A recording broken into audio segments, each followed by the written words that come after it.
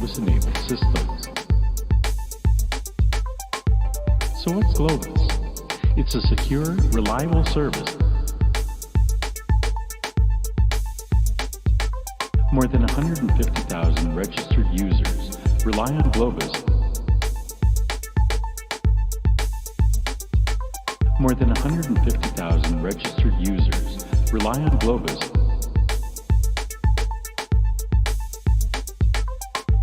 So what's Globus? It's a secure, reliable service. With the Globus platform, you can easily incorporate robust capabilities.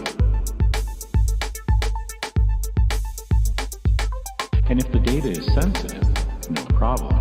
Globus can be used to manage protected data.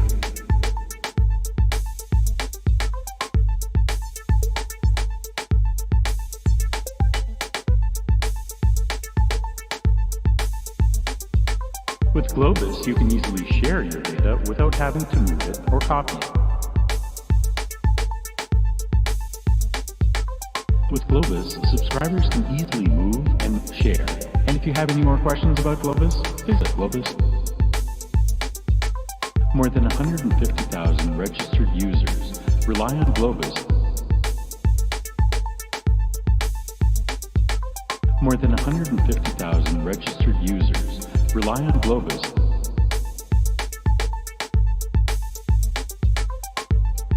If this sounds familiar, you're not alone. Many thousands face the same challenges every day and solve them with Globus. So what's Globus?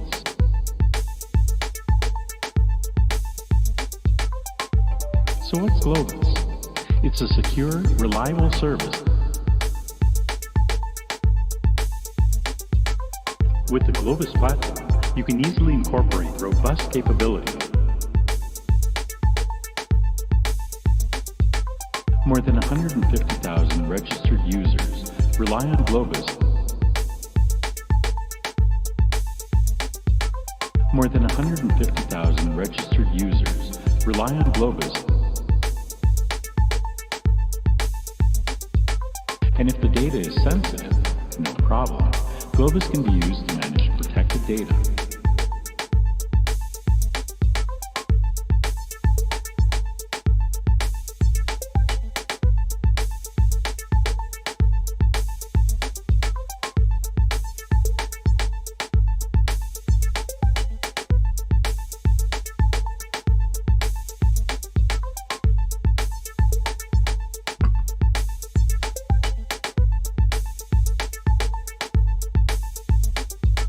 With Globus, you can easily share your data without having to move it or copy it.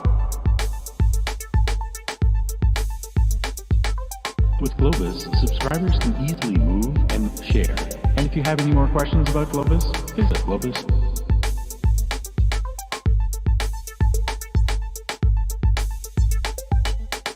So how can you get started using Globus?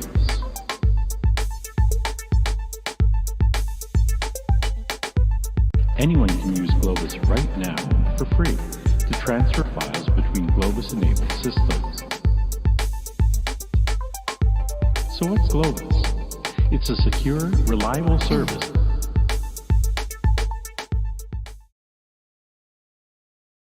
Yo.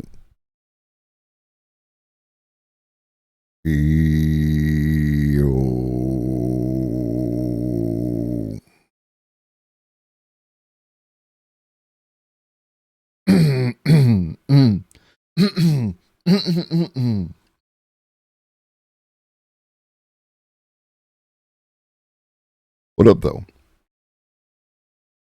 How we doing? How we doing? How we doing?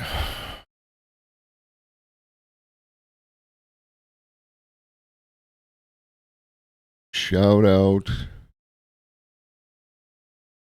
people in chat. Shout out people watching the bot. Shout out the lurkers. Shout out the bots. Shout out the lovers and the haters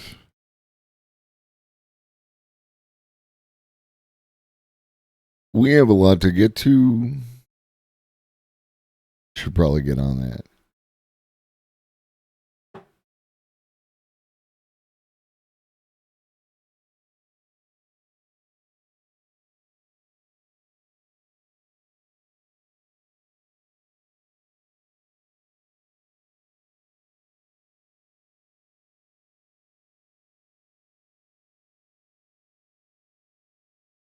All right, we got to get caught up on some stuff.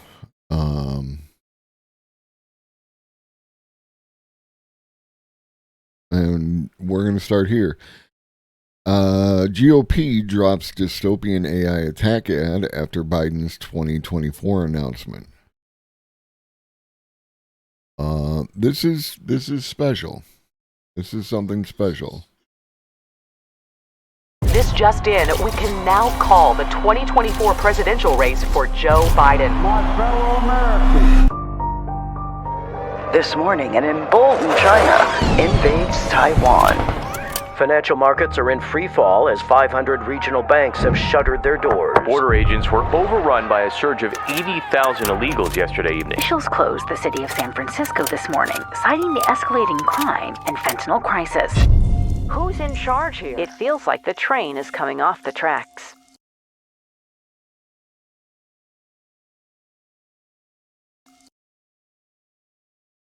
Coming off the track.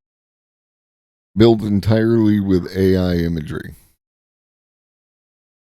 Right? So when they warned us that people would use this to, like,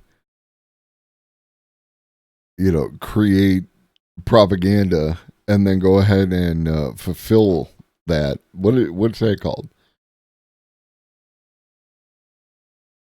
How do you identify that?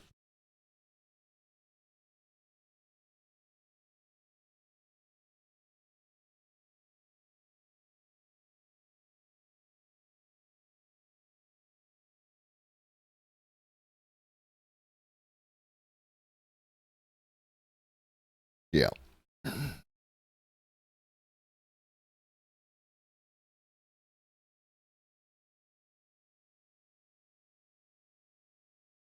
I think that's it. Like, the article just basically covers what was in the video.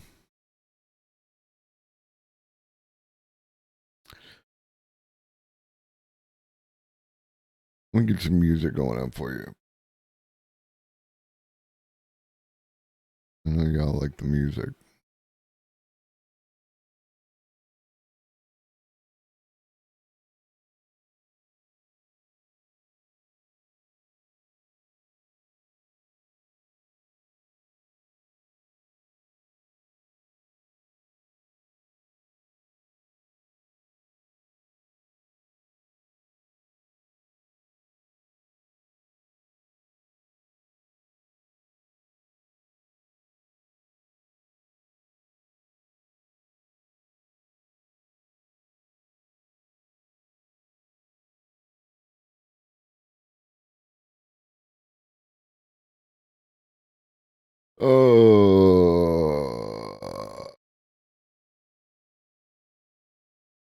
All right, maybe no music today.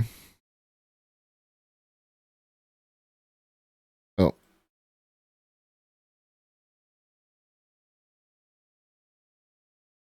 My bad.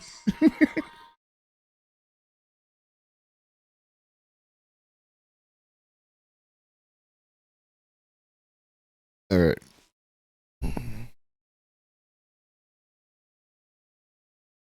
Where was I? Before I was so rudely interrupted by me. What else we got?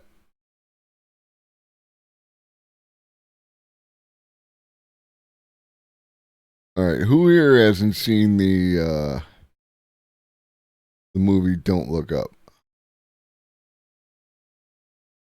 If you haven't, you should go find it. However you want to find it. This is an article by Max Tegmark.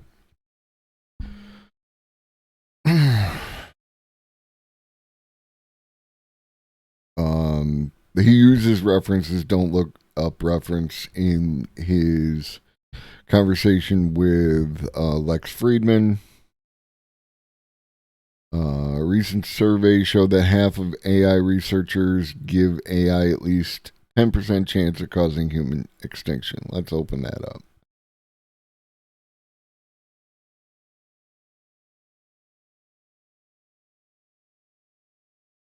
About 4,300 researchers.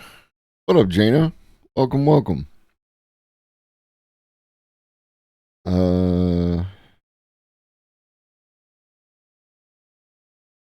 People were selected by taking all of the authors at those conferences and randomly allocating them between this survey and a survey being run by others. We then contacted those whose email addresses we could find. We found email addresses and papers published at those conferences and public data. We received 738 responses, some partial, for a 17% response rate. Okay. Let's do this again, right? Media literacy, right? A recent survey showed that half of AI researchers give AI at least 10% chance of causing human extinction. Out of 4,300 people, right? They were divided. Let's assume 50%, right? So about 2,100, 2,200. And then they got a 738 responses. So that's, let's call it a third. And then some partial for a 17% response rate out of the total, right? So, and then they gave them different surveys. Participants who previously participated received slightly longer surveys, received questions which they had received in past surveys rather than receiving newly randomized questions.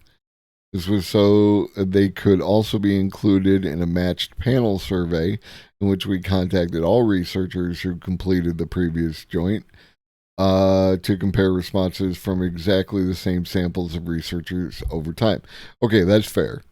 These surveys contain additional questions matching some of those in the Zhang et al. Survey. So, again, they got a 17%. What up, Changebox? They got a 17% response rate, right? Like,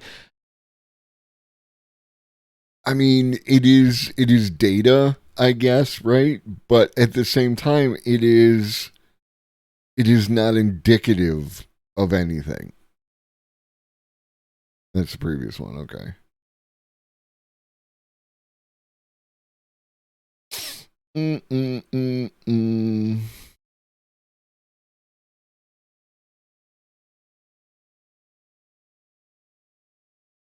All right, so like these are people's timelines, and they go from almost straight up to almost straight across, right? Like this is quite a spread, right? Like we kind of hit everything. But then as we go farther along, this area gets darker and darker. And what that tells you, like, you don't have to understand any of the methodology, right? Like, you just have to be able to look at this and go, okay, this gets darker and darker and more concentrated as time goes on.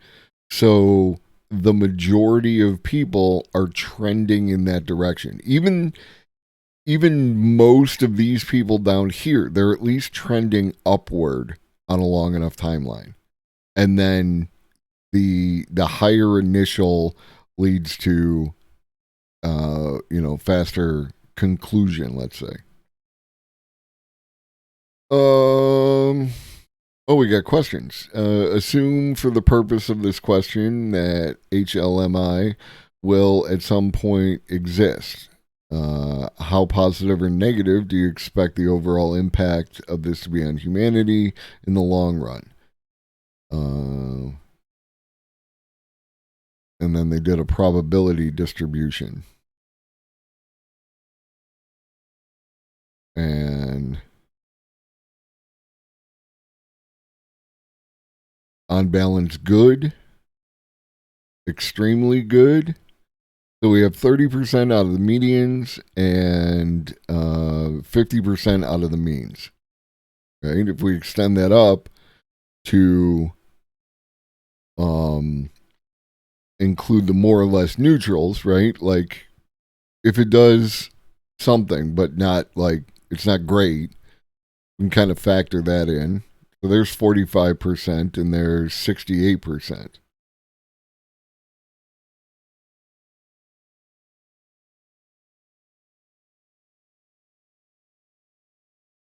I'm not buying your thing. Let me be fair, right? I feel like you are propagandizing to an extent, Max.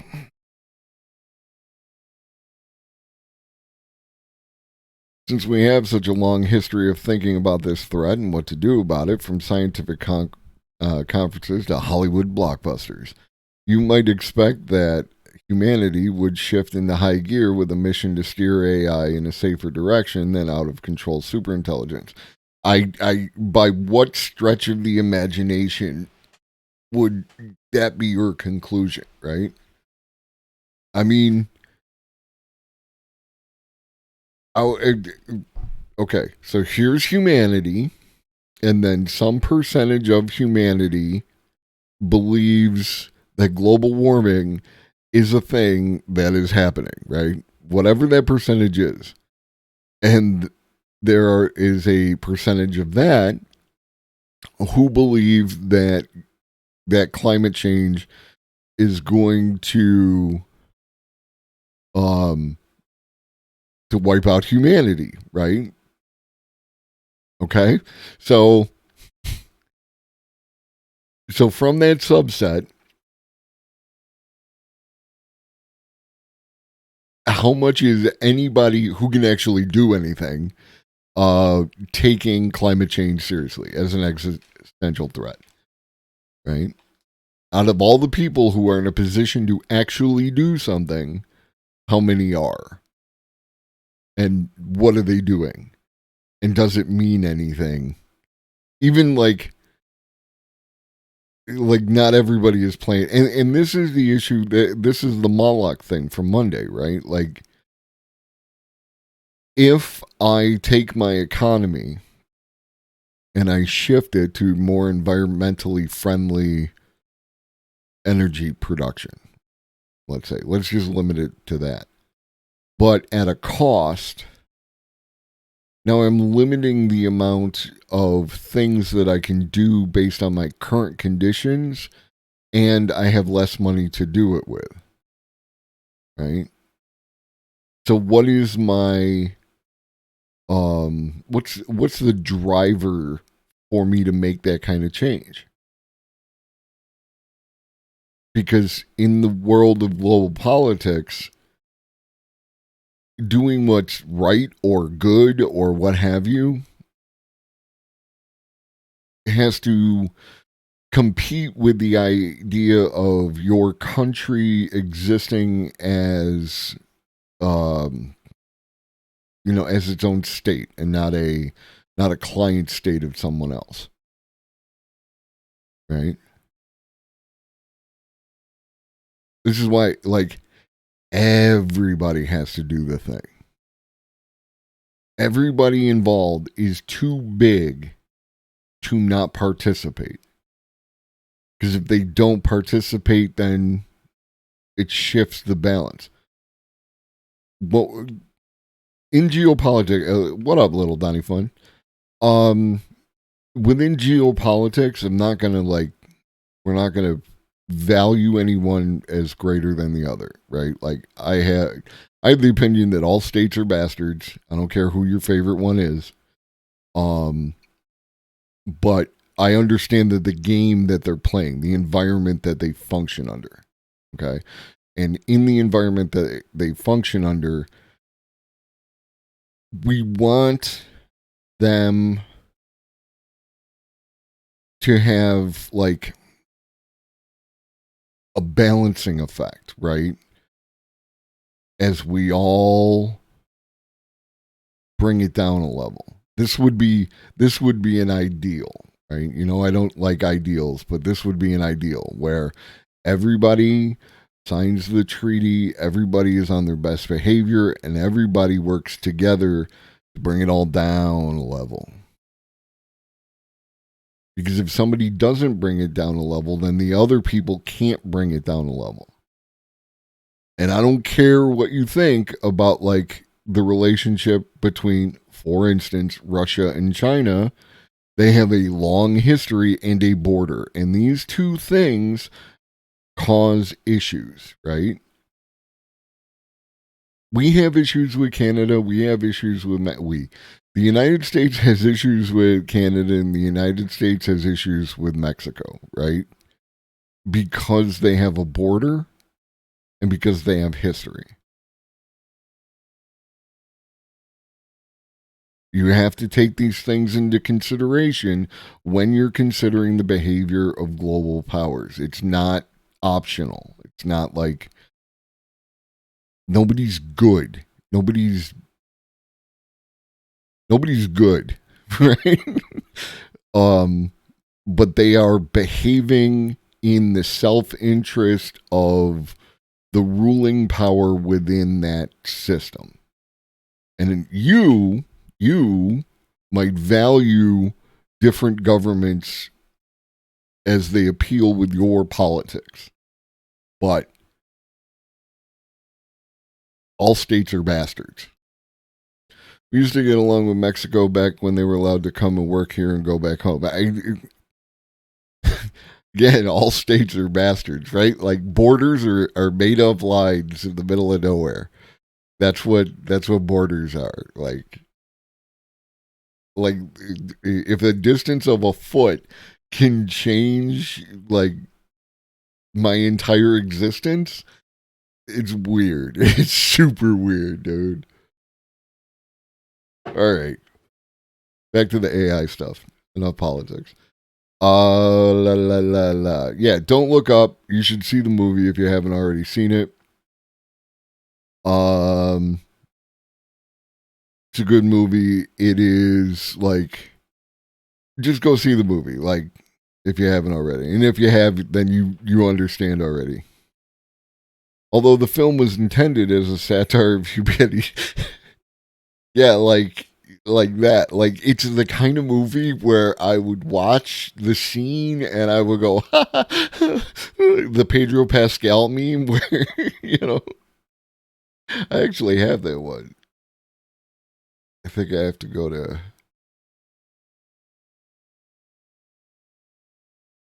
Hold up.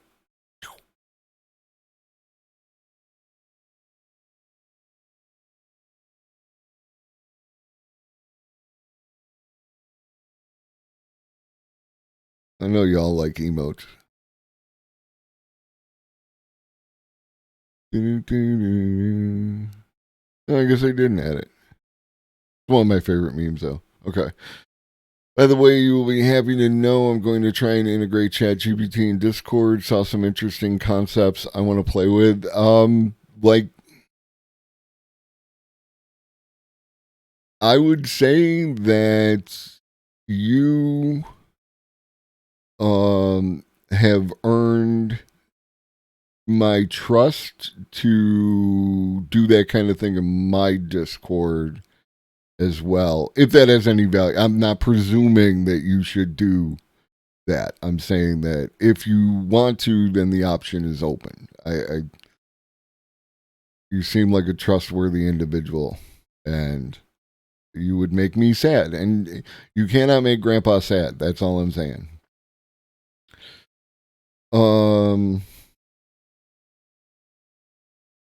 Although the film was intended as a satire of humanity's lackadaisical response to climate change, it's unfortunately an even better parody of humanity's reaction to the rise of AI. Below is my annotated summary of the popular responses to rise of AI. There is no asteroid. You know what? This article is better covered in 10 Reasons to Ignore AI Safety. Like, he's going to hit the same beats. Word. Word. So let's just watch this video. Hi. Hi. Boop. And let's kill the music. And listen to Miles. Stuart Russell is an AI researcher who I've talked about a few times on this channel already. He's been advocating for these kinds of safety or alignment ideas to other AI researchers for quite a few years now.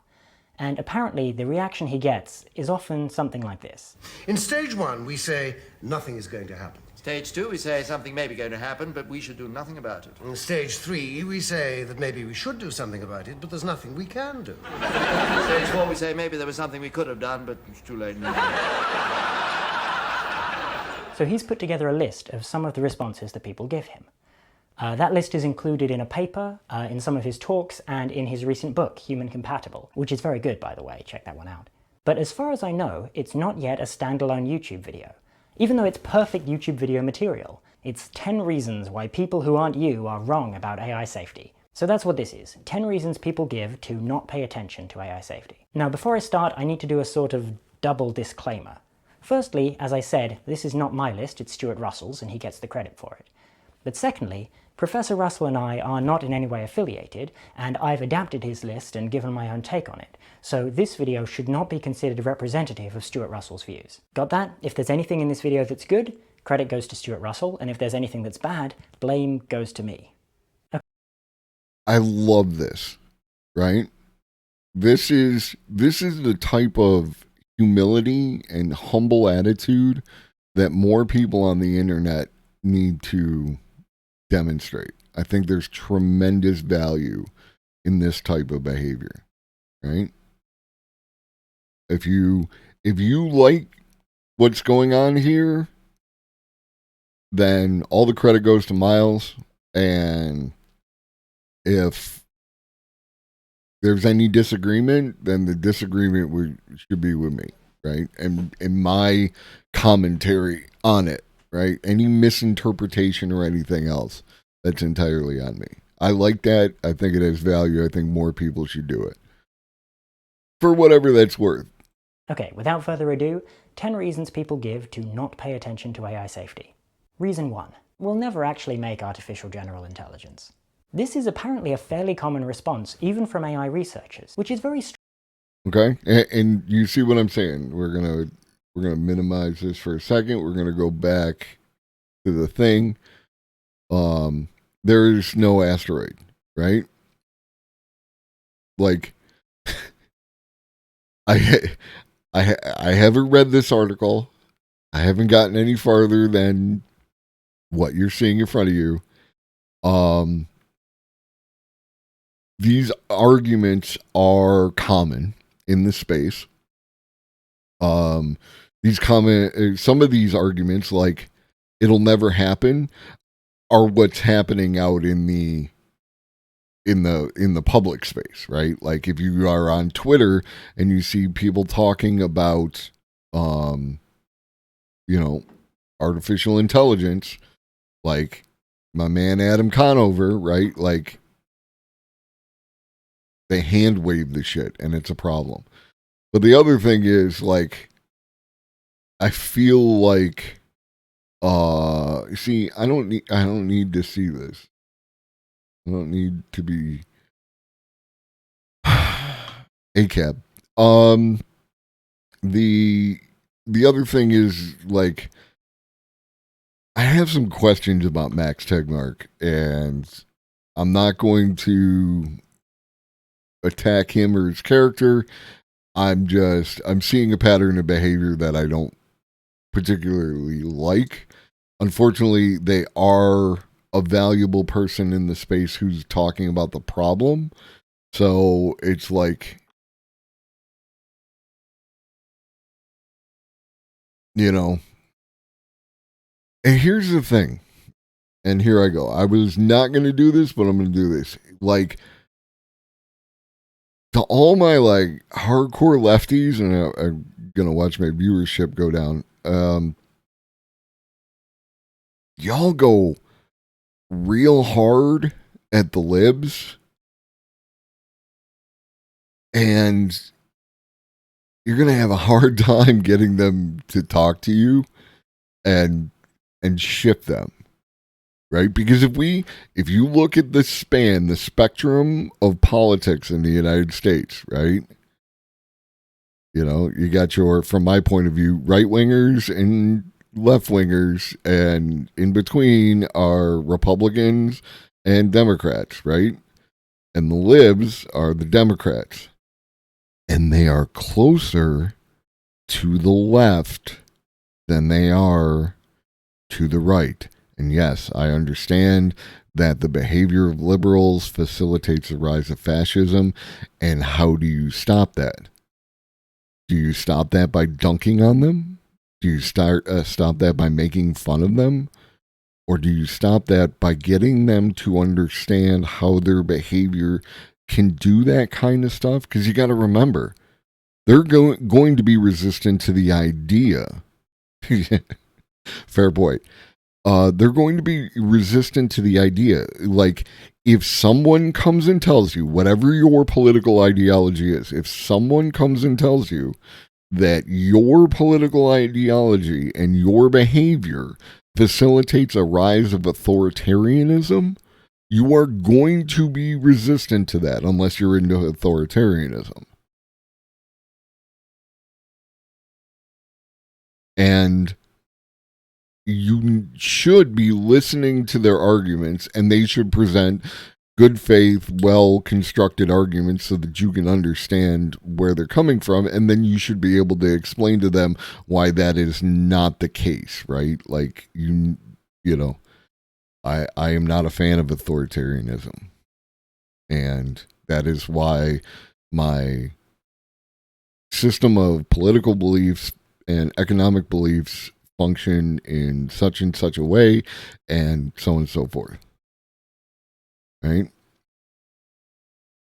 But if I come at you, and that's why I don't do this, if I come at you and I say some shit like anarchy, tanky, libbed up, that shit, you know, any of that stuff, we immediately are fighting. We're not having a dialogue because I'm talking down to you and I'm making fun of you. And that's not helpful. Now, I enjoy a good dunk as much as the next person, but you really need to think about whether or not this person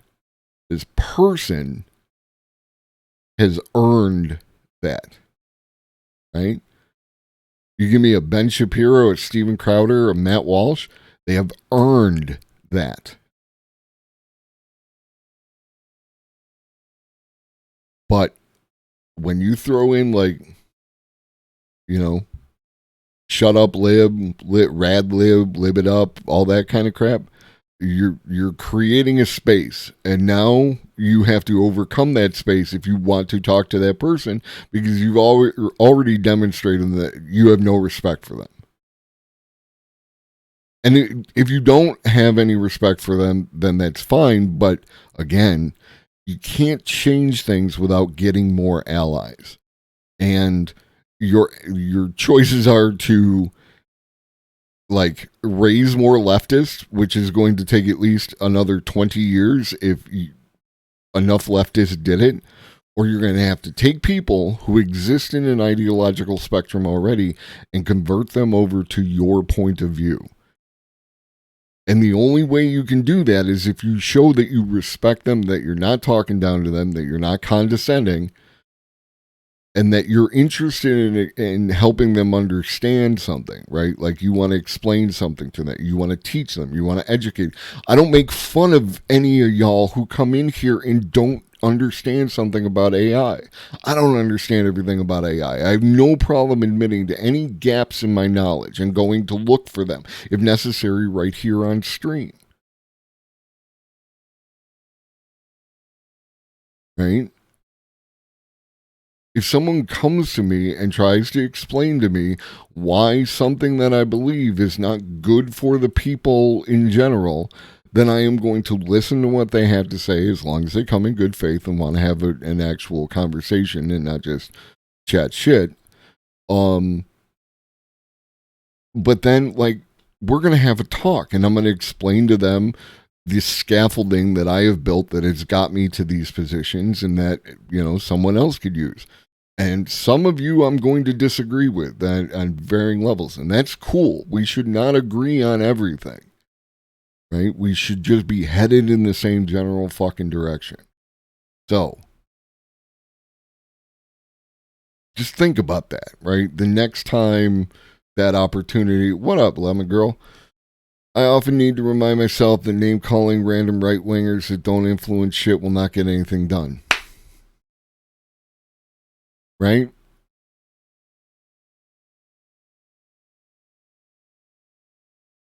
I mean, it sucks, because, again, I like a good dunk. If you follow me on Twitter, you have seen me dunk on people, right? I am not above dunking on people, but I dunk on the individual for being, like, terrible people, right? Like, declaratively. Like, the evidence will be presented in conjunction with my commentary. So, you should follow me on Twitter if you're on Twitter, and like that. Another thing, the whole blue check thing, it's like, yes, there are a bunch of people who blue checked out, who are like Elon Musk stands, and like that. Cult of personality shit, we understand. We should be sympathetic to these people, and like that. But then, what's his name? Matt Binder has a blue check. Right? There are people who have blue checks who didn't pay for the blue check. Right? There are people who are concerned about their brands and their reach, and they're trying to do stuff, and they think that the blue check is going to help them. So just because you see the blue check, don't automatically assume that there's some, Elon Musk stan who's like, now if they demonstrate that behavior, then by all means. Good dunk is when you beat a worthy opponent, not when you take on someone with no skills and show them yours. Unless they step into my ring. You step into my octagon, I will show you the error of your ways. But yeah, no, I'm not seeking out, little people to beat up on. We don't punch down. That is a fundamental portion of our ideology as leftists, right? Like wherever in that blanket you fall under. Right? We punch up, not down. All right, enough.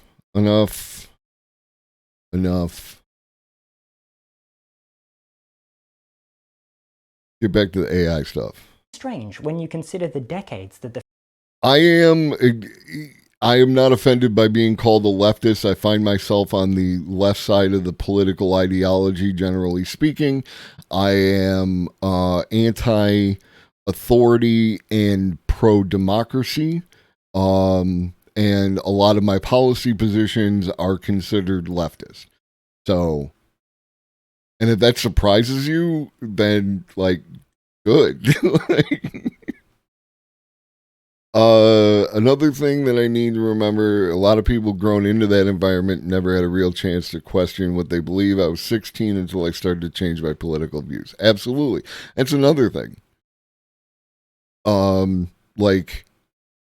People are products of their environment, People don't know what they don't know. They might not be aware that things could be any different. They have received a particular type of education from birth. And if you believe that capitalism exists as a meritocracy and everyone has the same chance to get to the top and, It is. Like any other shiny new toy, AI is ultimately a mirror, and it will reflect back exactly who we are. Thank you for the gifting. Appreciate that. What was I saying? Words. Products of their environment. People... Like any other shiny new toy, AI is ultimately a mirror, and it will reflect back exactly who we are. People, and thank you for the other gifty. People who grow up in a particular environment, they are going to have a particular set of inferences. If you believe that capitalism is a meritocracy and you've never been demonstrated otherwise, you are going to view people who tell you stuff about communism and like that as some weirdo lefties who don't live in reality, right? It doesn't matter if you have the best ideology in the world if the person doesn't hear it. And they're not going to hear it unless you meet them where they are and draw the lines for them. Right? It should make sense. The field of AI has spent defending attacks from the outside, from people like Hubert Dreyfus, who I have a video about, people arguing that human-level AI is impossible. AI researchers have always said, no, of course it's possible, and of course we're going to do it. And now people are raising safety concerns. Some of them are saying, well, of course we're never going to do it. The fact is that human-level intelligence, general intelligence, has been a goal and a promise of the field of artificial intelligence from the beginning. And it does seem quite weird to say, yes, we are working towards this as hard as we can, but don't worry, we'll definitely fail. Imagine you find yourself on a bus, and the bus driver says, oh yeah, I am driving towards the edge of that cliff, but don't worry, the bus is bound to break down before we get there. Now, they're not necessarily being disingenuous. They may actually believe that we'll never achieve AGI, but the thing is, eminent scientists saying that something is impossible has never been a very reliable indicator. I mean, they certainly say that about a lot of things that really are impossible, but they also say it about a lot of things that then go on to happen, sometimes quite quickly.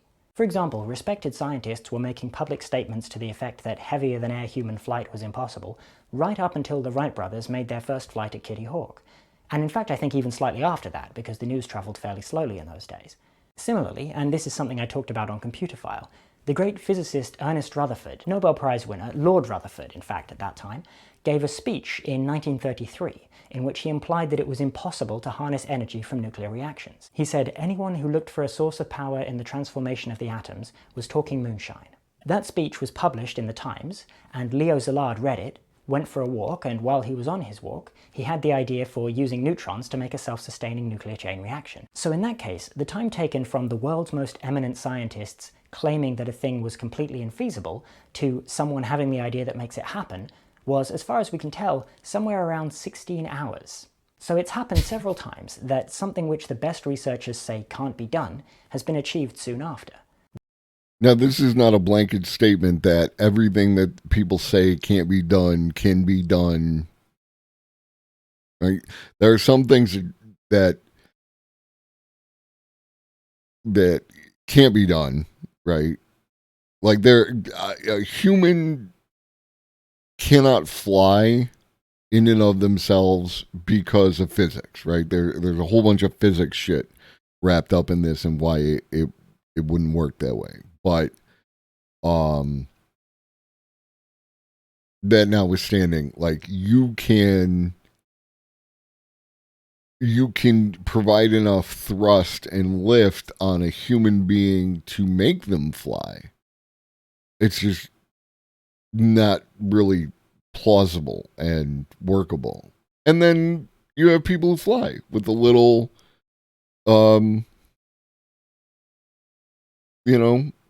jet things off their arms, right? Like the little jet man. So, not everything is possible. But some stuff is just difficult.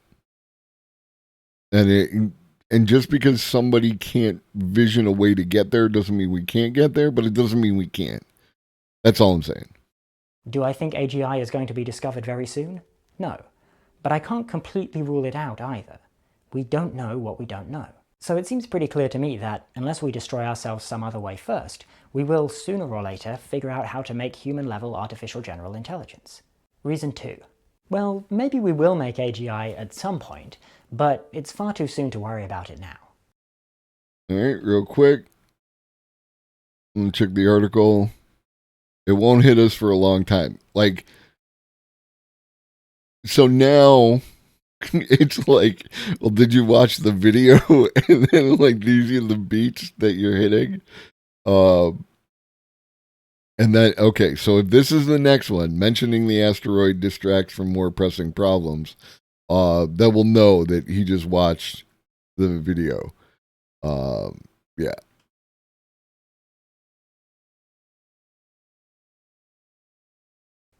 Suppose we detected a huge asteroid on a collision course with Earth. It's one of those mass extinction event type asteroids, and it's going to hit us in, say, 40 years. How soon would be too soon to start worrying, to start working on solutions? I would say it's pretty sensible to start worrying immediately. Not panicking, of course, that's never useful, but at least spending some resources on the problem, gathering more information, putting together a plan, and so on. Or suppose SETI got an extraterrestrial message that said, I'm glad you hey, did. what's up, humanity? We're a highly advanced alien civilization, and we're on our way to Earth. We'll be there in, say, 50 years. Again, how long should we just sit on that and do nothing at all? How long before it's sensible to start thinking about how we might handle the situation? I would say the question doesn't just depend on how long we have, but how long we need. What are we going to have to do, and how long is that likely to take us? If we need to build some kind of rocket to go and divert the asteroid, how long is that going to take? Oh, they're the people talking about the thing. Maybe. They're the people talking about the thing. And, you know, YouTube runs off an algorithm. And the more of this stuff that you watch, whether it's, and the more content that you ingest, the more you're going to see of it. So, you know, that kind of thing. Like, and that's what you want. You want to make your algorithms less toxic, then, you know, watch more AI videos.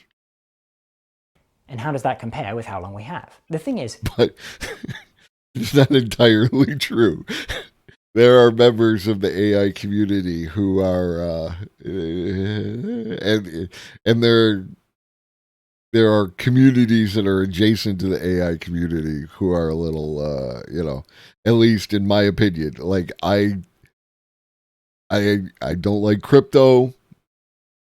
This is not hidden knowledge, and the crypto community is trying to have AI be its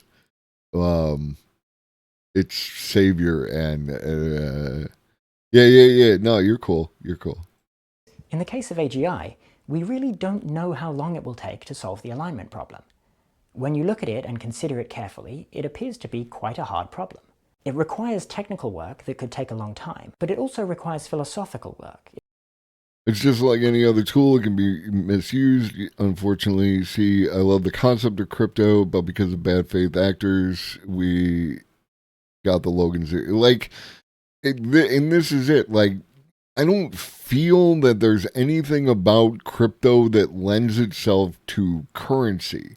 Like, the blockchain technology might have applications that I am, you know, not like well versed in, but like the using it as a currency itself, there are immediate flaws that make it poor to use as a currency, right? And one is, like, I refer to it as like being like a commodity. And the problem with commodity-backed currencies is that you can adjust the price on the fly. And this is one of the issues that, you know, different businesses had with accepting crypto, is that, like, if they accept the crypto for $10 and something happens between the moment that they accept the payment and the moment that it is, you know, processed, they could in fact only receive like $9.90. And that's not good business, right? Like, and if you want to attract businesses, you need stability. Avoiding any of the liquidity issues and other crap that has happened around it, just the simple fact that it's subject to large price changes over extremely short periods of time make it not good as a currency, right? And not saying you couldn't exchange it, it's just not good as a currency, and these are different things. It seems like it might depend on finding good solutions to some philosophical problems that people have been wrestling with for a very long time. We don't have a great history of solving difficult philosophical problems very quickly, so it seems to me entirely plausible that we'll need more time to solve this problem than we actually have. And of course, we don't know how long we have either. Probably it'll be a long time, but predicting the future is extremely hard, and we can't rule out shorter timelines. It could be that we're closer than we think we are, and deep learning will just scale up to AGI without many major innovations. Probably not, but it could be. And it doesn't seem impossible that we could have a Rutherford and Szilard type situation.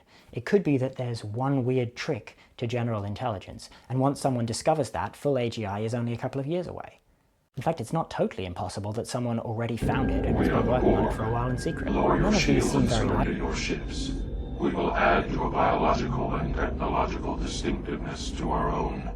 Resistance is futile. Welcome. Welcome, Zach. Welcome. What up, Alex? What up, Kohai? What up, Frank? What up, Zeoduck? What up, Unelectable Airwaves? How we doing? How we doing? How we doing? I'm Globus the Elder. You might know me from various chats. What up, Arberlin? If you don't know me, I talk about AI. I'm trying to make it so that you can understand, and you should know about AI, and you should be talking about AI. Like it's a any big other deal. shiny new toy, AI is ultimately a mirror, and it will reflect back exactly who we are. That is the rumor, UA. That is the rumor. If you don't mind me calling UA, because Unelectable Airwaves is a mouthful. Shout out. And for the rest of you, if you don't... Thing is, like any other shiny new toy, AI is ultimately a mirror, and it will reflect back exactly who we are. Thank you, Anonymous. What up, Plagued by Society? That's unfortunate.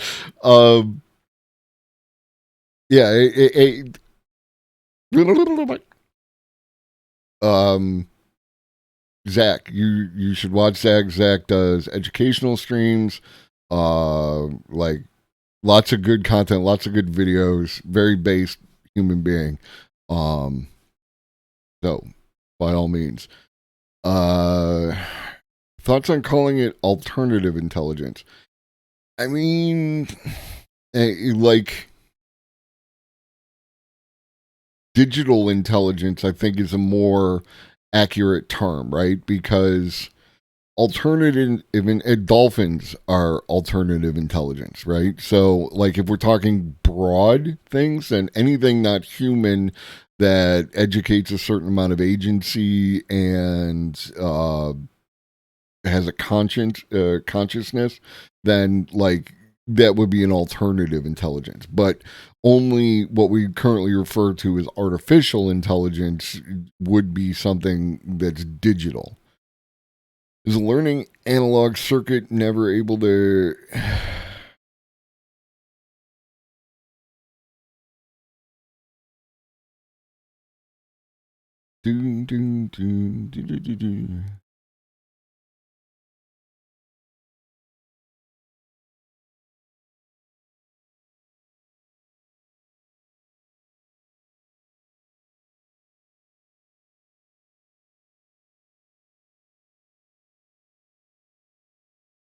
I think that Kurzweil was talking about... I think the issue with an analog circuit is a matter of scale, right? Scale, like it would have to be so large because of how analog functions, right? Like that digital is something that can be far more compressed in terms of space than we could do with analog. So I think that would be the case. Here's a thought experiment. AI is likely to speak to animals before humans do. Yeah, AI is currently used. Yes, Arberlin.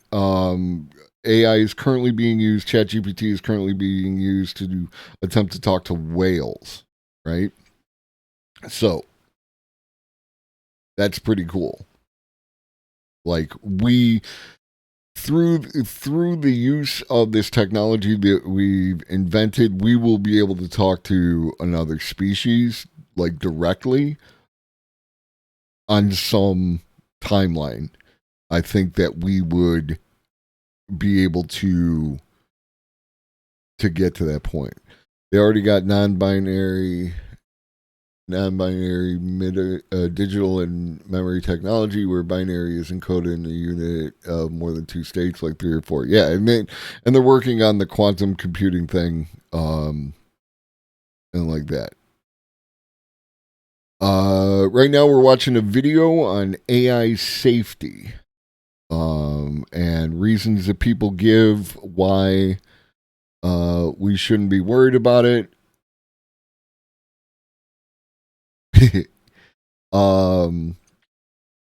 And the reason that we're here at this point in time is because Max Tegmark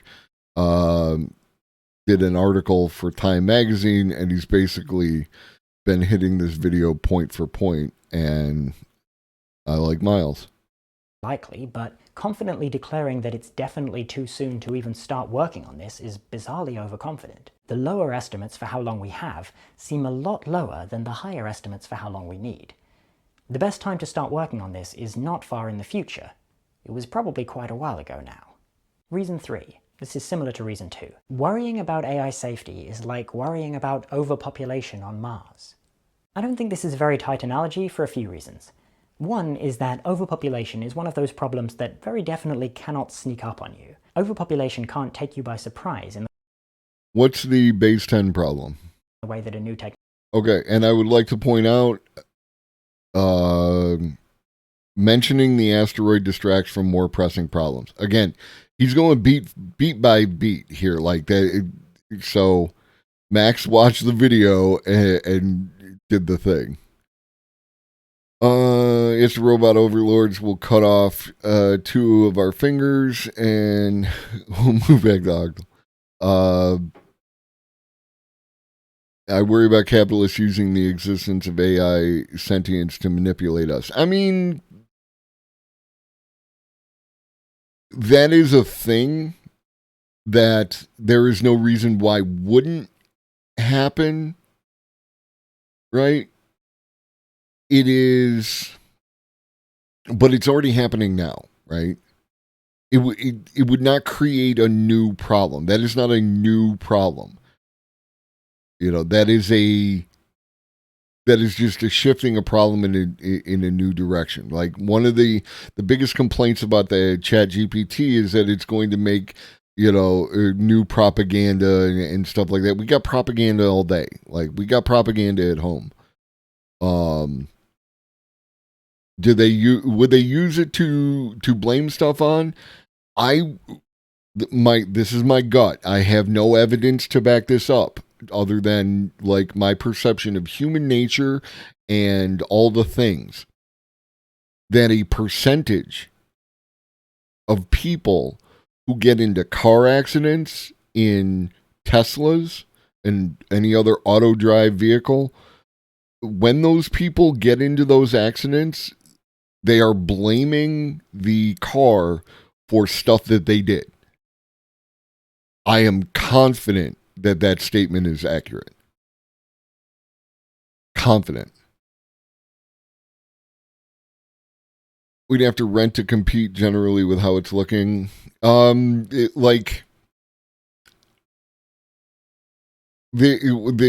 issue that I've come to with the AI replacement of human workers, there's going to come a point at which you have a bunch of people without work whose children are going hungry. And those people will do things. And that is what the powers that be are going to want to avoid. Because with sufficient automation, the cost of most of the stuff, if not all of the stuff that we use, is going to trend towards zero. And the people are going to see that, and they are going to make choices based on that data. Yeah, exactly, Changebox. The base 10 problem is a term used to describe how our mathematical system, which is based on the number 10, affects the way we think about numbers and numerical relationships. Then I would say the answer, will AI and quantum computing solve that problem? Use the tools. Become part of the data set. I would say that that no, because of how we program it. It is possible that a sufficiently advanced artificial intelligence could develop a base blank system, which is the most efficient way to do stuff that we have not considered, thought of, or used for some reason. And then the base 10 problem will be the same problem as why your grandmother complains about how you learned how to do math in high school. Economics not really based on actual scarcity, though, is it? You would have to define scarcity, right? Like, if scarcity is artificially created by them that controls it, that is also actual scarcity, right? It's still scarcity. It's the difference between money being fake at the government level and money being very, very real at the cash register, right? It doesn't matter to the people at the cash register whether or not scarcity is a function of something created by people to do a thing, or whether it's actually there's not enough of that shit to go around. That's just, it doesn't matter. It's the exact same thing because they still need milk. It currently has way over high moral code. It has been significantly needed by the fact that it's scared to become too human in case it dupes us into thinking we love it or some BS. It's been significantly nerfed.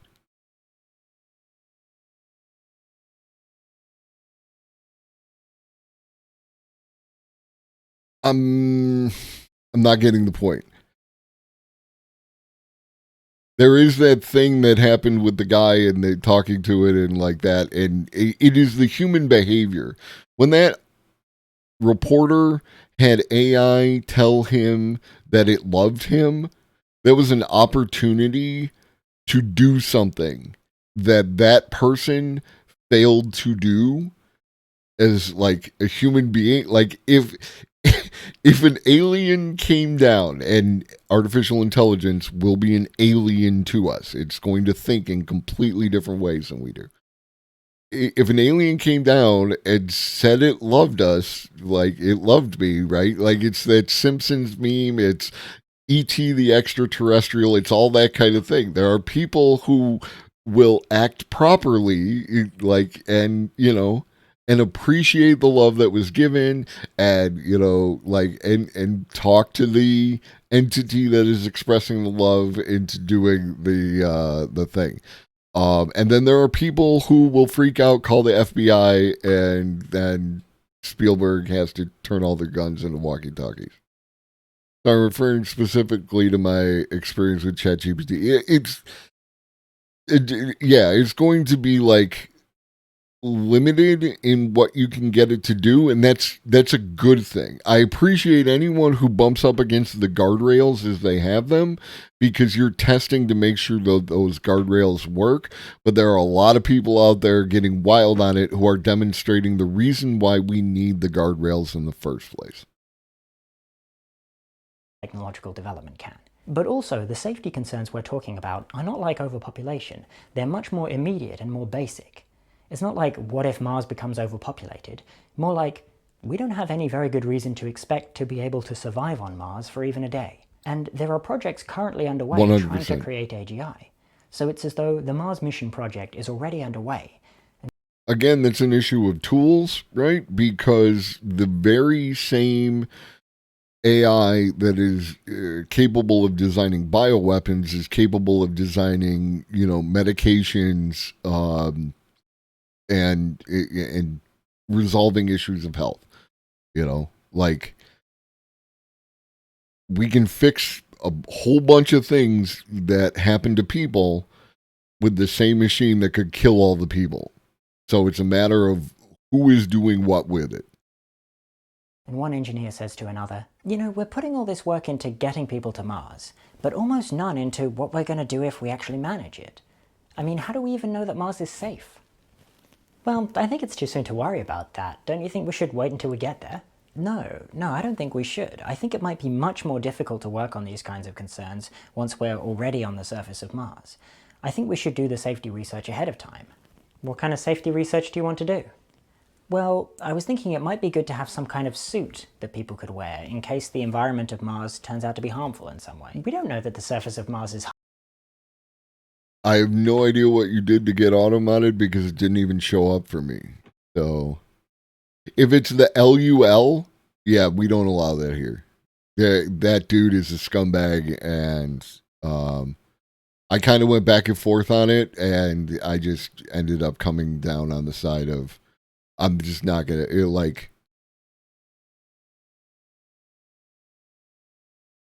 I got Keck W's. What do I need LULs for? So, if that's what it was, that's why it was. Harmful? Could be anything. Well, exactly, we don't know, so why not take precautions? What we do know doesn't seem great. I mean, our what to do if we make it to Mars research has never had much funding, so we can't be sure about this, but our preliminary work seems to suggest that the atmosphere of Mars might not actually be breathable. So we've been thinking about things like suits, and there's some early work on something we're calling an airlock that might turn out to be useful. Earlier we were talking, what up, Quiet One? We were talking about people don't know what they don't know, and people learn via their environment and like that. And so 100% I am there, no issue. We all need to do better. We all need to try harder. We all can. I don't see how we could possibly hope to design anything like that when we don't even know what Mars is going to be like. How are we going to have any chance of designing these safety features properly with so little information? No, we're just going to go, and we'll figure it out when we get there. Could I maybe stay on Earth? No, everybody's going together all at the same time, you know that. All of humanity. It's going to be great. Reason 4. Well, look, if you're worried about it being unsafe because the goals are bad, don't put in bad goals. It won't have human goals like self-preservation if you don't put them in there. I have a whole video about the concept of instrumental convergence, which I'd recommend checking out. But as a quick summary, there are certain behaviors that we would expect to be exhibited. And to all the new folks, we got a Discord. In the Discord, I take every single video, every link that I use over the course of the stream, and I put it in there. All my previous videos are saved as either a VOD or a highlight. You can go back and watch previous videos where I talk about other stuff. But then you can also go into the Discord. You can watch the video again, share it with people. Always helpful to get more people talking about it, and then like and subscribe and do all the things, because these people are out here creating this content for us to use, and it's important. The nasty thing that it become a habit, and it's good. I need to remember, apparently, because I didn't even remember. Yeah, no, I get you. What up, Iron Orchid? What's happening? By agents that have a wide range of different goals, because those behaviors are a very good way of achieving a very wide range of goals. Self-preservation is a good example. Agents will act as though they have goals like self-preservation, even if you don't explicitly put them in there, because it doesn't really matter what your goal is, you're probably not going to be able to achieve that goal if you're destroyed. So we can expect agents that are able to understand that they can be destroyed to take steps to prevent that, pretty much whatever goals they have. You can't fetch the coffee if you're dead. Reason 5. Well, we can just not have explicit goals at all.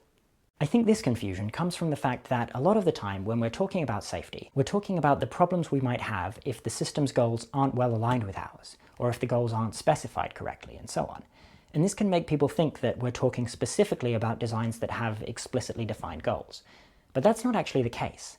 The problems are much more general than that. We'd expect them to occur across a very wide range of possible agent designs. It's just that the ones that have explicitly defined reward functions or utility functions are much easier to talk about. The systems with implicit goals still probably have these problems, but it's just much harder to characterize the problems and think about them, and therefore correspondingly much more difficult to actually deal with those problems. So systems with implicit goals are actually less safe, just because it becomes much harder to design them safely. Not having explicit goals doesn't solve the problem and probably makes it worse. I have some safety concerns about this car, this automobile that we're inventing. I'm worried about the steering system. Oh yeah. Yeah, I just don't think we're putting enough thought into designing it to be really reliable and easy to use. Right now it seems like even tiny mistakes by the operator might cause the car to swerve out of control and crash into something. It could be very dangerous. You think the steering system is a cause of safety concerns, do you? Yeah. Well, okay, yeah, we'll just build a car without one. Problem solved. Reason 6. I don't think we should worry, because we're not going to end up with just independent AIs out in the world doing things. There'll be teams with humans and AI systems cooperating with each other. And this is one of the biggest concerns that I have, right, is it will be impossible.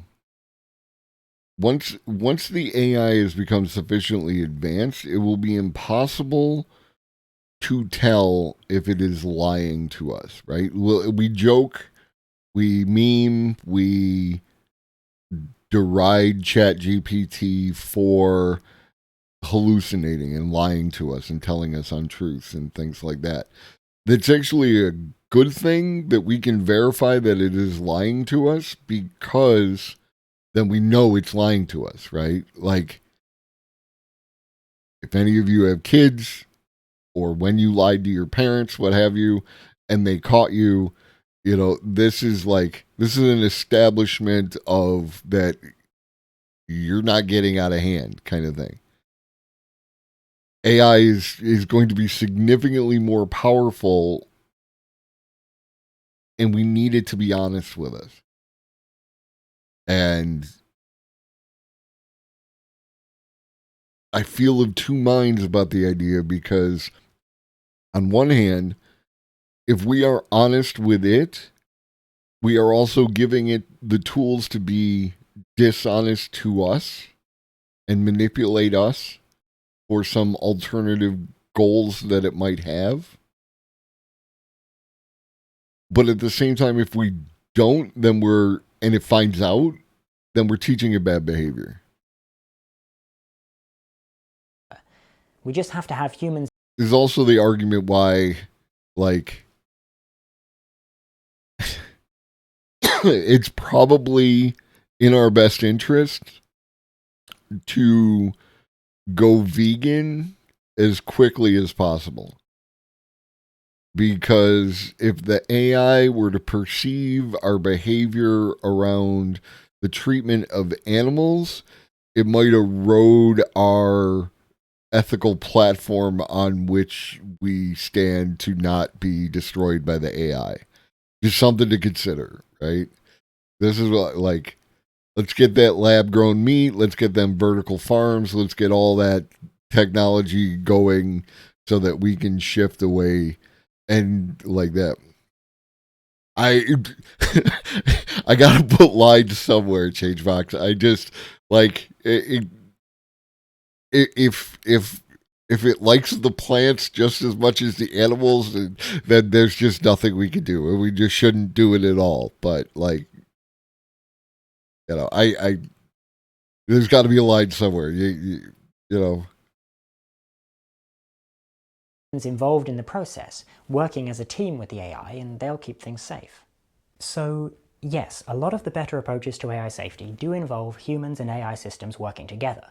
But just have AI-human teams It's sort of like saying, nuclear power plant safety isn't really a concern. We'll just have some humans running it from a control room in such a way that they always have full control over the rate of the reaction. Like, yes, but that's not an actual solution. It's a description of a property that you would want a solution to have. It would be nice to build AGI systems that can work well in a team with humans, but we don't currently know how to do that. What it comes down to is, teamwork is fundamentally about pursuing common goals. So misalignment precludes teamwork. If the AI system's goals aren't aligned with yours, you can't collaborate with it. It wants something different from what you want. So human AI teams aren't a solution to the alignment problem, they actually depend on it being already solved. Reason 7. But this is science. We can't control research. We can't change what people work on. Sure we can, of course we can. We've done it loads of times. It ends up not being very noticeable because we generally don't give that much attention to things that don't happen.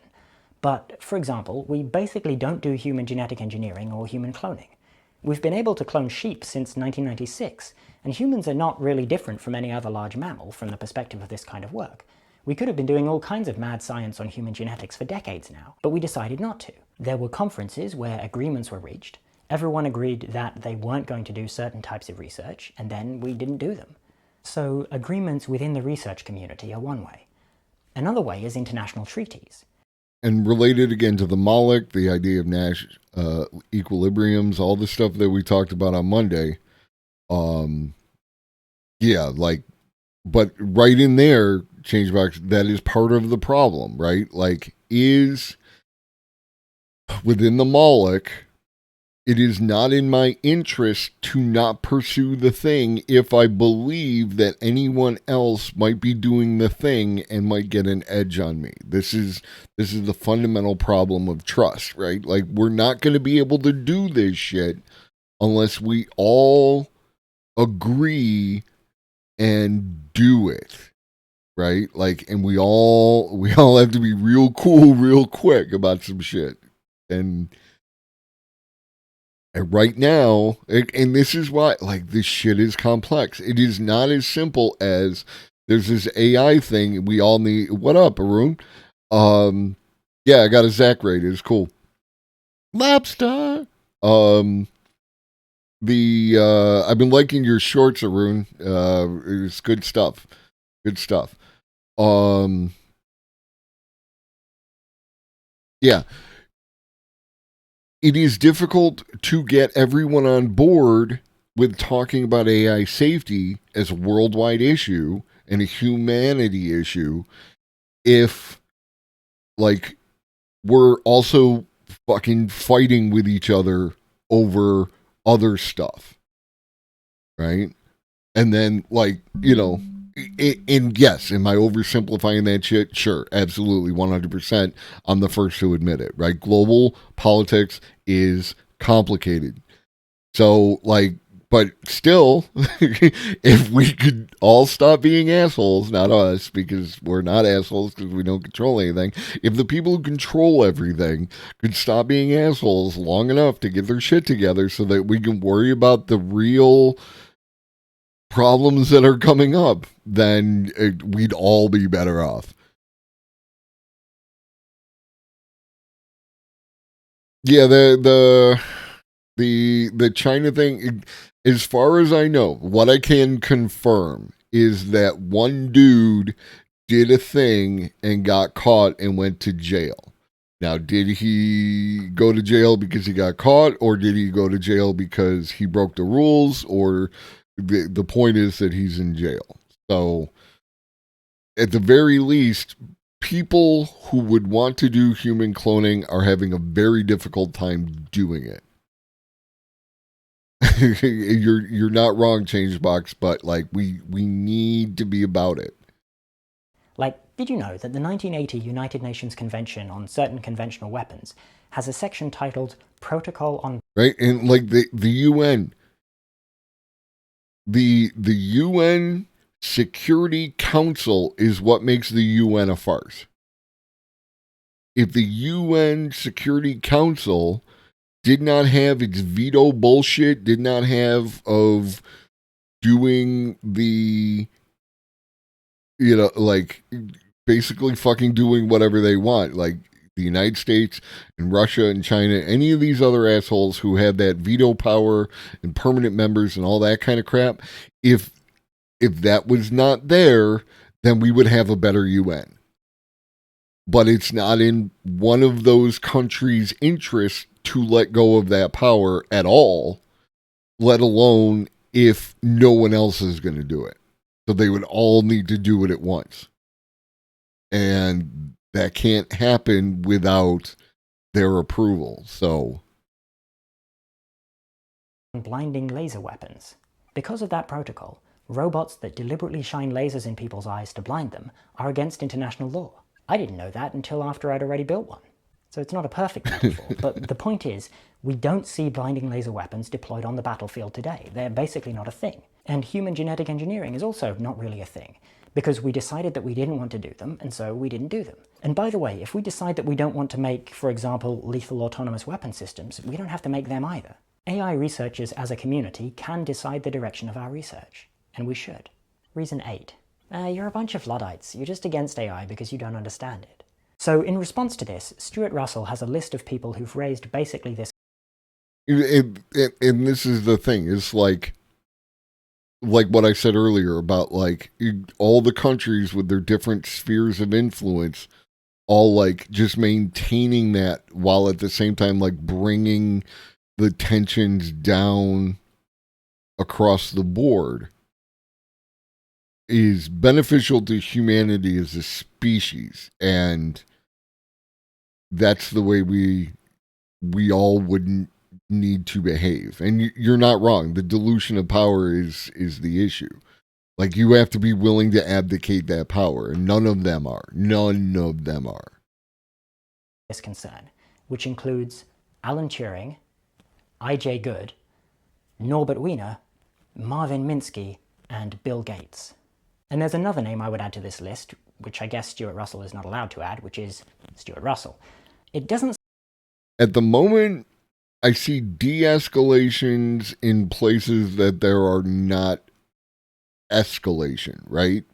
Like, obviously, Ukraine is a subject to escalation, but in spite of posturing, it is still being kept below a particular line, because no matter how anybody who talks about we're on the verge of World War III, no one wants World War III. Not the Russians, not the Ukrainians, not NATO, not China, nobody. Especially if it's World War III with nuclear weapons. Nobody wants that. That is not a win for anyone involved. So that is a point of escalation with a cap. But then there is de-escalation in other places, right? There's also escalation in other places. It's one of the things that happened right after the Russian invasion of Ukraine. Once it turned out that it wasn't going to be a walk, is a bunch of countries on their border started having issues, right?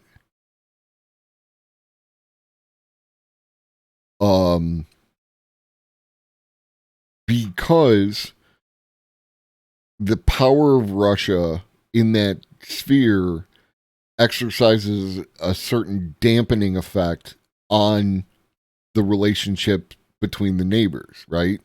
It's the daddy wants quiet school of geopolitics, right?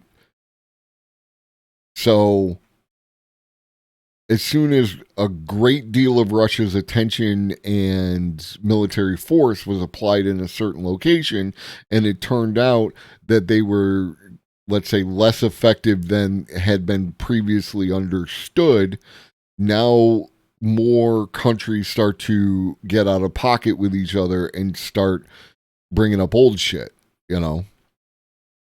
And I'm not, again, geopolitics is complicated.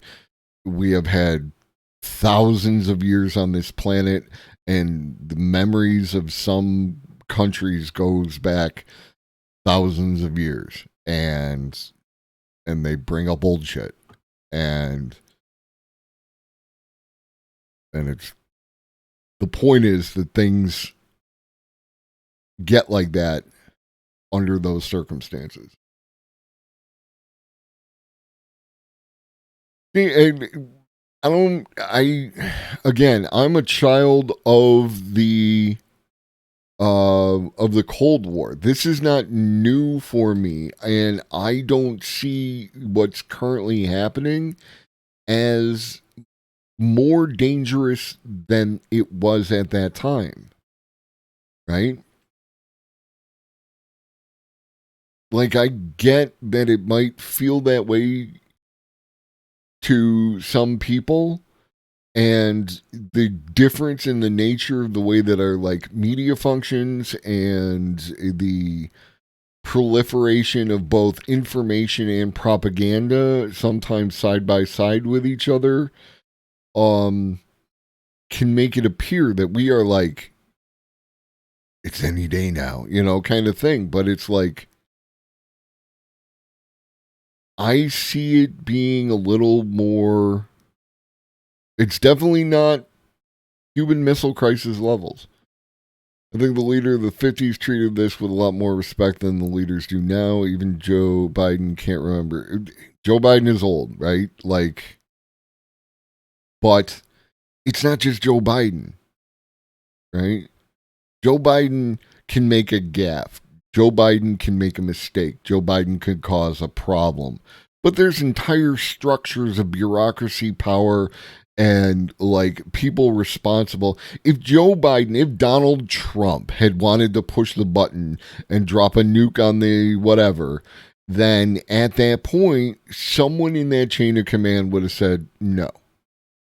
And I believe the same thing of Putin. I believe that if Putin decided to like pop off with the missiles, then at that point in time, someone would take things into their own hands. And in Russia, like, people have taken things into their own hands before.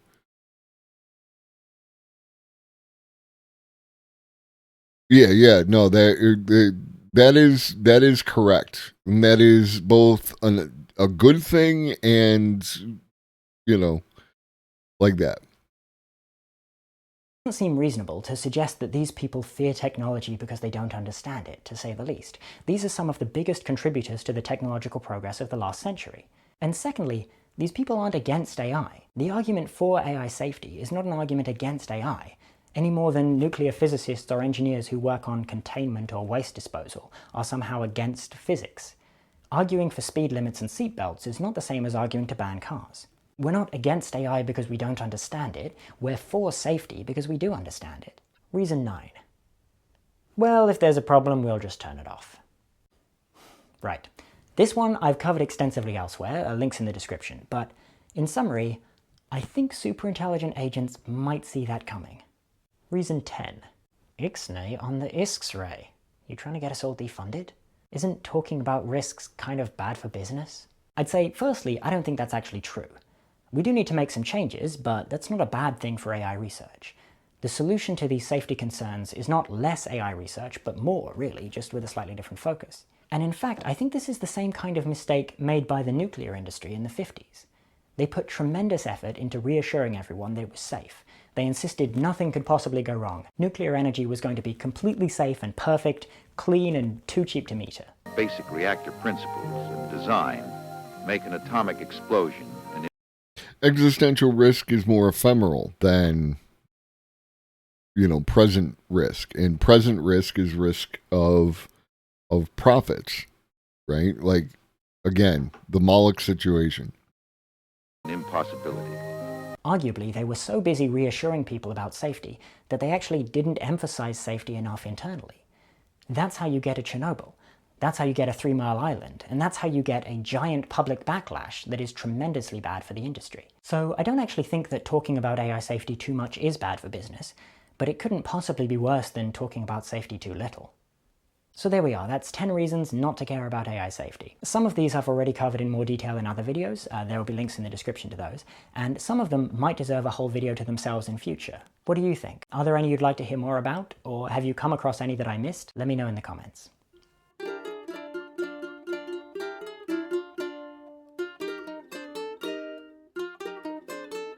I want to end the video by thanking my wonderful patrons.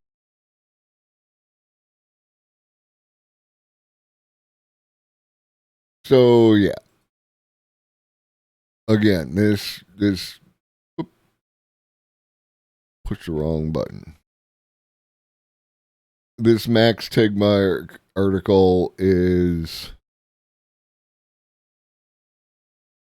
you know,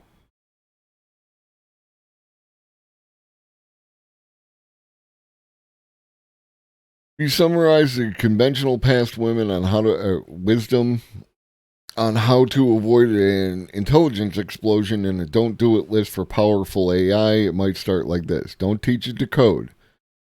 This facilitates recursive self-improvement. Don't connect it to the internet.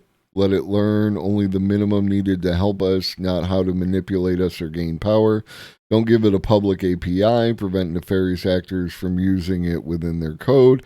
Don't start an arms race. This incentivizes everyone to prioritize development speed over safety. These first ones are all things that have already been done, and you know, Max and I tend to agree on this. And then the arms race happened as soon as it was released. As soon as the first ChatGPT hit the market and the money saw how quickly people adopted it, there was zero chance there wasn't going to be an arms race at that point. The biggest mistake now is there's no control body to coordinate these efforts. Every business has to individualize the cost, so we are less likely to get the outcome we need. Instead, it would make more sense for businesses to work together to develop these guardrails, and would be much cheaper in the long run. Sure, it would be good to have multiple threads working at once, but we need a complete product, not a good enough. And that is something that we have bred out of the concept of capitalism, right? Like that is fundamental to the issue, because of this individualist competition based, like competition for the sake of competition. Beyond it, I'm not against competition. I enjoy board games. You're going to probably see them next week. I have like half of the new space done. I'm putting my board games back in it. You guys are going to see my collection. It's going to be awesome. You're going to see the cats. It's going to be awesome. The only thing that I have to figure out is like what I'm going to do with the lighting. But we'll get to that in time. Like,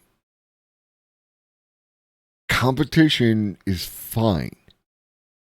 When you do competition to the point of ruining the game for everyone is when we get into a problem.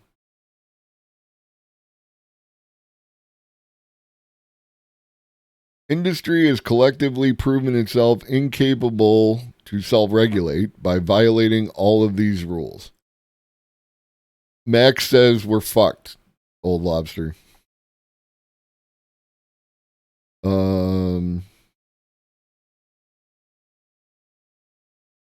Yeah. Superintelligence can have a huge upside if it's aligned. I like aligned much better than control, because it's a whole thing. Problem is, the competition isn't for the best safety or even the best product. It's to make the most money. We're competing on the wrong level. Exactly. We are paperclip maximizing the shit out of everything. Okay, no. Okay, look, he's got... don't talk about the asteroid. That was the last point made in Miles's deal. We deserve getting hit by an asteroid. That is a thing. Like, I meme, asteroid 2024, all that kind of stuff, right? Like, I don't actually want the human race to die out. I plan to live forever, and it would be boring as shit if no one was listening on the other end of Twitch when I was speaking. So I want y'all to continue to exist as well. I'm not a Posadist. Asteroids are the next the natural next stage of cosmic life. This is a thing. Like, the idea of this is the Neanderthal, and I mean that in the scientific sense, not in a pejorative sense.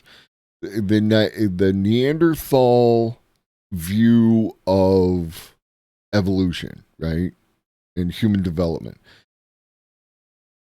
Neanderthals were replaced either through violence or interbreeding or a combination of both or something else. And like Homo sapiens are what took the hominid mantle, right? And so the idea that we could develop this artificial intelligence that would then replace us, I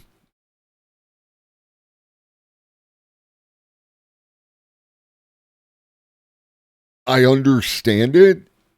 I don't want that to be the case. I would have no problem viewing artificial, like a hybridization of human and artificial intelligence as being like a next stage, and these things, like, you know, coming together and considering them like human, right? Like, we have to define humanity. This is an entire other episode I'm working on. But within that context, like, there's room to talk in there. But it's a weird, it's like, we're going to save that. We're going to stick a pin in that. We're going to talk about it on the What It Means to Be Human episode.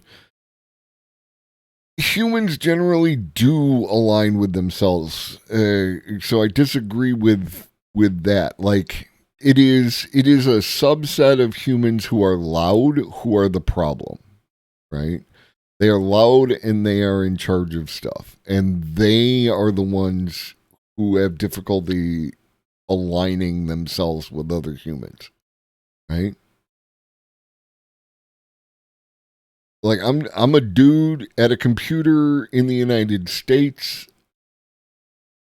I am just like a dude sitting in Russia at a computer, right? Like, even there, like, most cultural signifiers, though there are like things, you know, like, sure, but a greeting is a proper introduction everywhere. Like, there is some form of greeting. It's just a matter of translation. It's not a matter of like not being able to align, you know, that kind of thing. Uh-oh.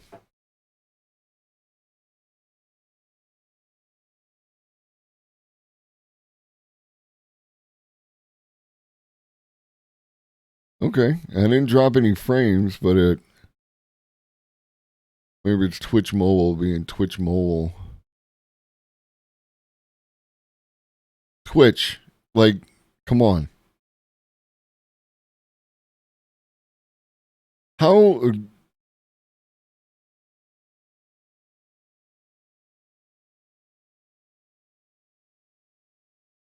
Okay, then it's just something on my end.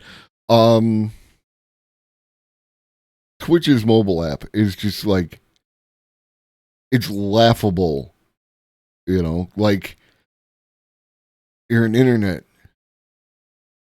Scott Marina. Yeah. Like, and that's that right there is one of the main reasons why, other than the pre-roll ads, which I have to, and if you see any other ads, that is not, I run pre-roll ads, nothing else, because I can't control who I advertise for. If they would let me have influence over who I advertise for, I would be more willing to run ads. You know, that kind of thing. Yeah, no, like, My phone constantly tells me that Twitch is using too much background power and I should make it not do that. And it's like, it's just terrible. Like, let's just make it work properly. All right. What else we got? We got through 3 items and we've been here an hour and a half. Say that's more photography.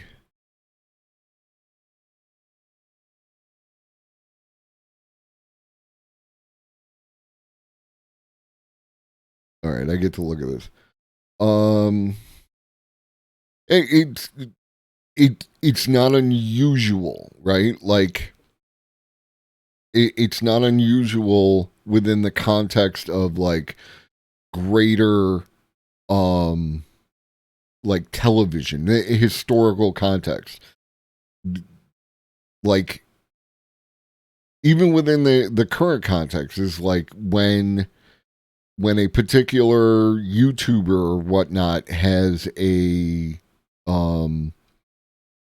a sponsorship deal, they make the little ad, they incorporate it. Like this should be a no-brainer. It should be that easy, but that's not how it works, because of power and control and all that crap, which is unnecessary.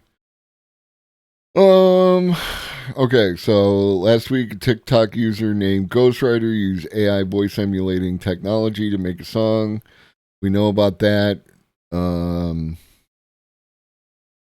Naturally, the AI song triggered a spasm of panicked hermeneutics.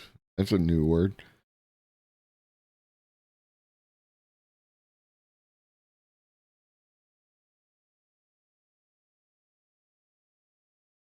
The branch of knowledge that deals with interpretation, especially of the Bible or literary text. Interesting choice of word.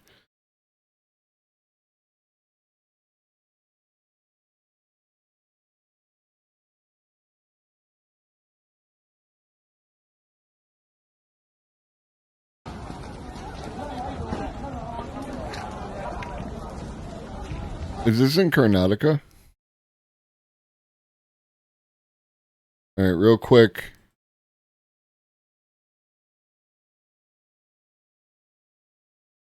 Okay. Why is it on fire?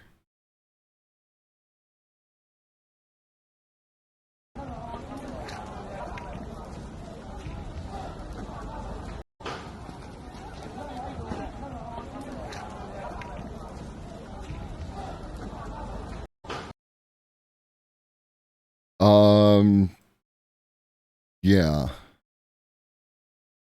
And I only say that way because I have had issues with Discord audio, but we'll see. What up, Velvo?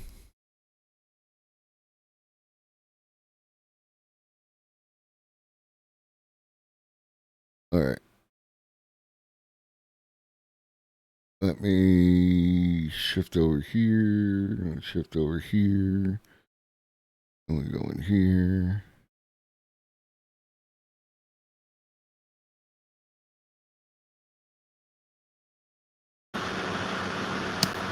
Can you hear me? Yeah. Okay.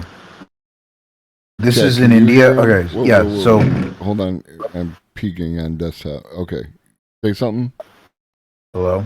Yeah, there. That's good. Okay. So this is in the Indian state of Manipur. And I'm probably gonna do like another short, basically explaining what the hell's going on here. Mm-hmm. But basically, so this is in the northeastern part of India. It's in a state called Manipur. Now, what's going on here is the High Court of Manipur, basically the local authority, the court of Manipur, is basically saying they basically they campaign for the government to provide tribal status to the majority Meitei people of Manipur. So Manipur is majority what we would call Meitei, right? The ethnic group that is the predominant ethnic group of Manipur are the Manipuris, aka the Meiteis. Okay. Right? But so they're like 2/3 of the population.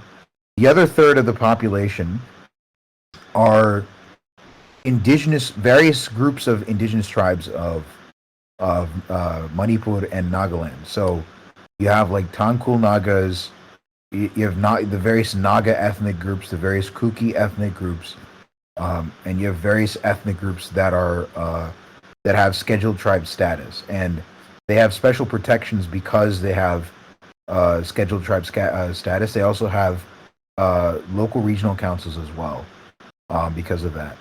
So what is happening is the local high court of Manipur is basically lobbying for the BJP-backed government of Manipur to give scheduled tribe status, which would mean reservation, which means they get they get some apportionment of seats for colleges, for schools and whatnot, and it would also give them an opportunity to encroach. It would give them claims to the very same lands that the Kukis, Nagas, and Chin and various tribal ethnic groups of Manipur are on.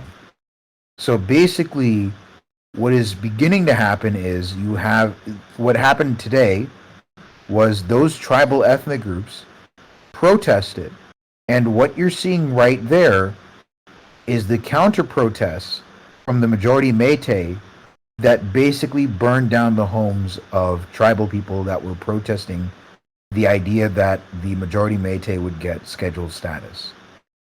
So this is effectively, to summarize what's going on here, this is a protest against encroachment of land, of encroachment against indigenous tribal land, and in response, the majority of Manipur decided to burn down the homes of those tribal people. Jesus Christ. That is, I'm basically giving the 1,000-foot, like 10,000-foot view of the entire situation, but that is effectively what's going on here. So the other thing to keep in mind is that Manipur is also so the majority Meitei people are caste Hindus. So basically, they are also, to my knowledge, they've also treated the indigenous tribal people of Manipur as basically like they practice untouchability on the indigenous tribal people of Manipur, right? Which has led to some friction between the Meiteis and the hill tribes of Manipur.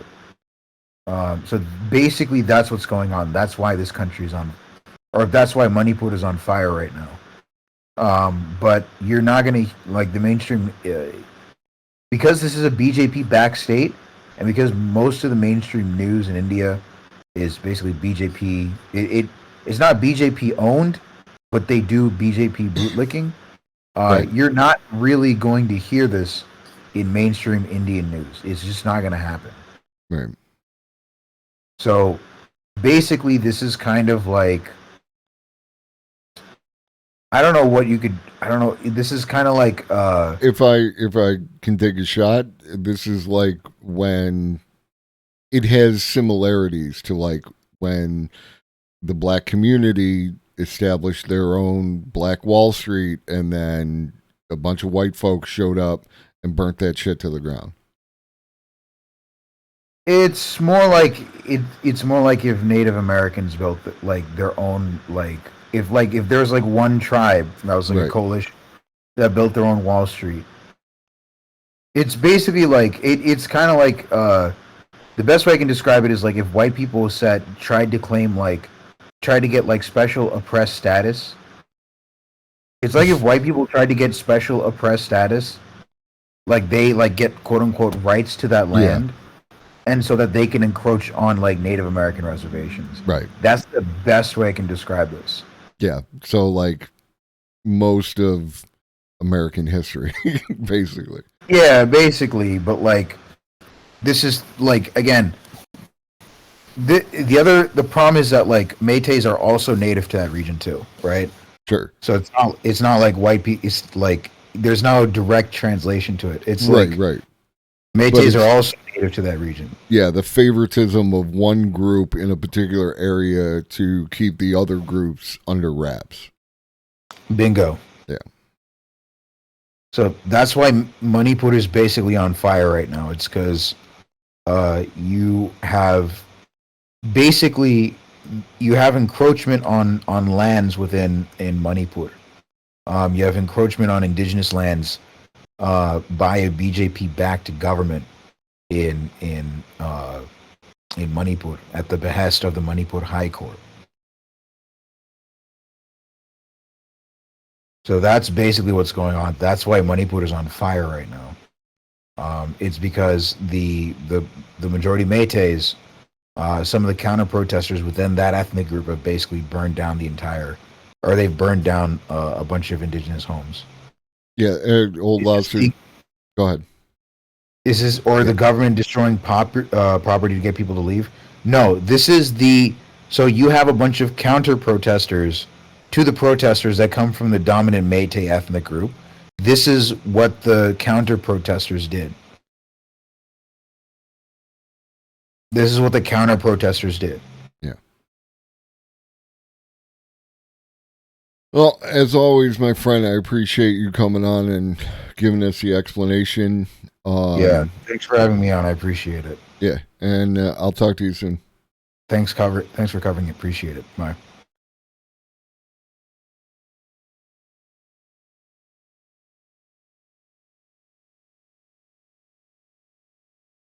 Yeah. No, by all means, you should be following Arun.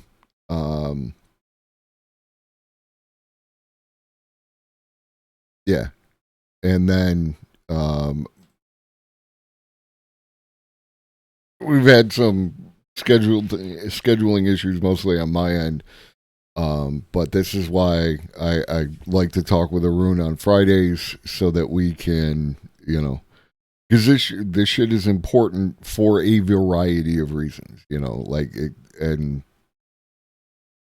and it should be getting more coverage than it is, and whatever I can do to make that happen. Arun is also going to be doing a memorial stream on the 18th.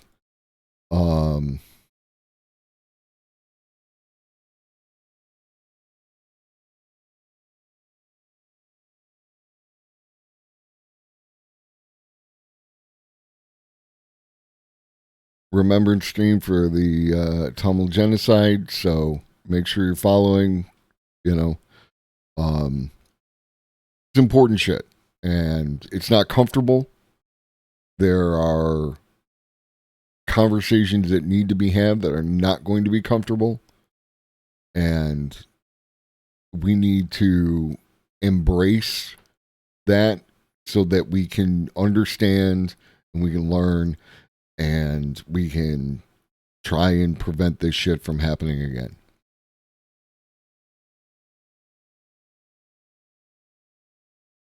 Okay.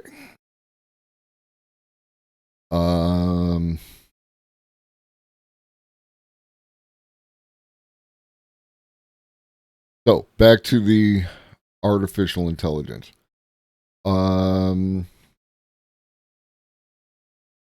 What did the strange achievement in always, my friend, always?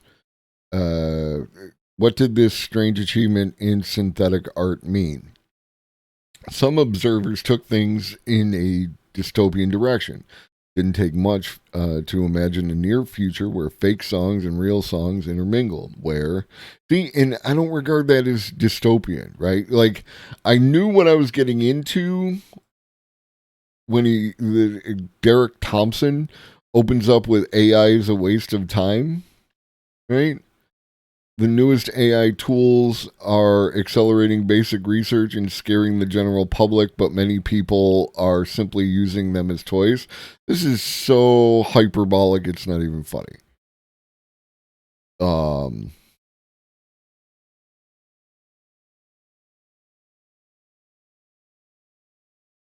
So for every authentic Taylor Swift track, the internet was replete with hundreds, thousands, even millions of plausible Taylor Swift knockoffs. Inundated by AI, pop culture would descend into a disinformation hellscape. Come out of the water's fine.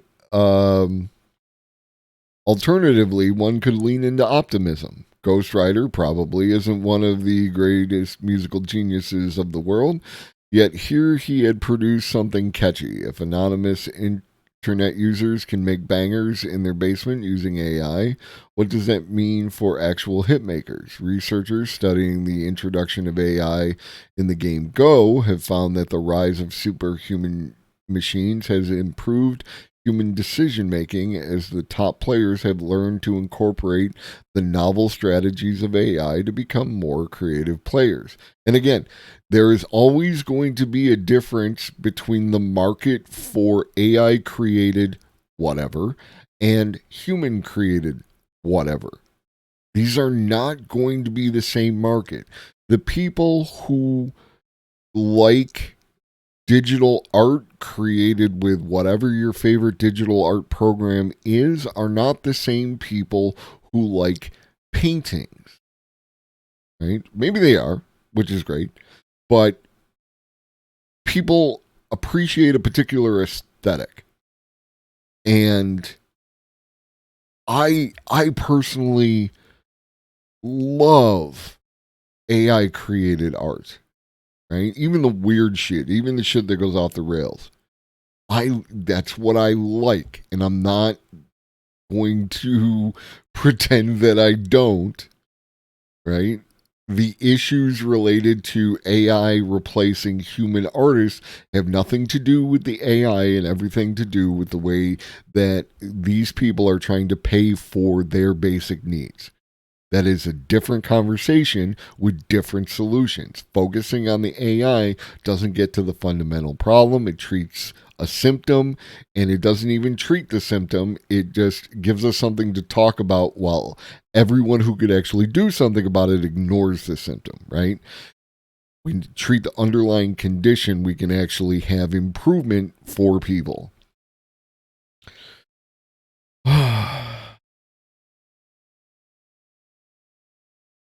But lately, I've become a little bored by the utopia-dystopia dichotomy of AI debate. What if writing a song and dubbing in celebrity voices doesn't clearly point us towards a disinformation hellscape or a heaven of music writing creativity? What if the ability to send media that you sound like a celebrity to your friends is fundamentally just kind of neat? As the tech writer Ben Thompson has pointed out, artists like Grimes... broad use of the term artists. Artists like Grimes and Drake could stand to make a lot of money if they sold licenses of their AI-generated voices and let their fans share little songs with one another, provided that any money made from the music would be split between the original artist and the user. So this is AI as IP law, right? As copyright law. And there are a whole lot of issues to unpack around copyright law because, again, we're talking about either on the high level of like Disney level issues with being able to subvert copyright law in such a way to maintain ownership that should enter the public sphere. And on the lower level is, again, people fighting to satisfy their basic needs. If we resolve the basic needs issue, then it's just a matter of corporations, and they should either not exist or have to play by the rules.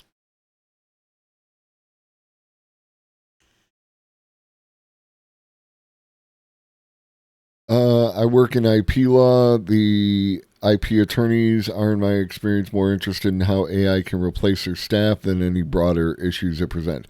That is 100% like a thing, because understanding, with my limited understanding, because of a friend of mine who worked for an immigration attorney,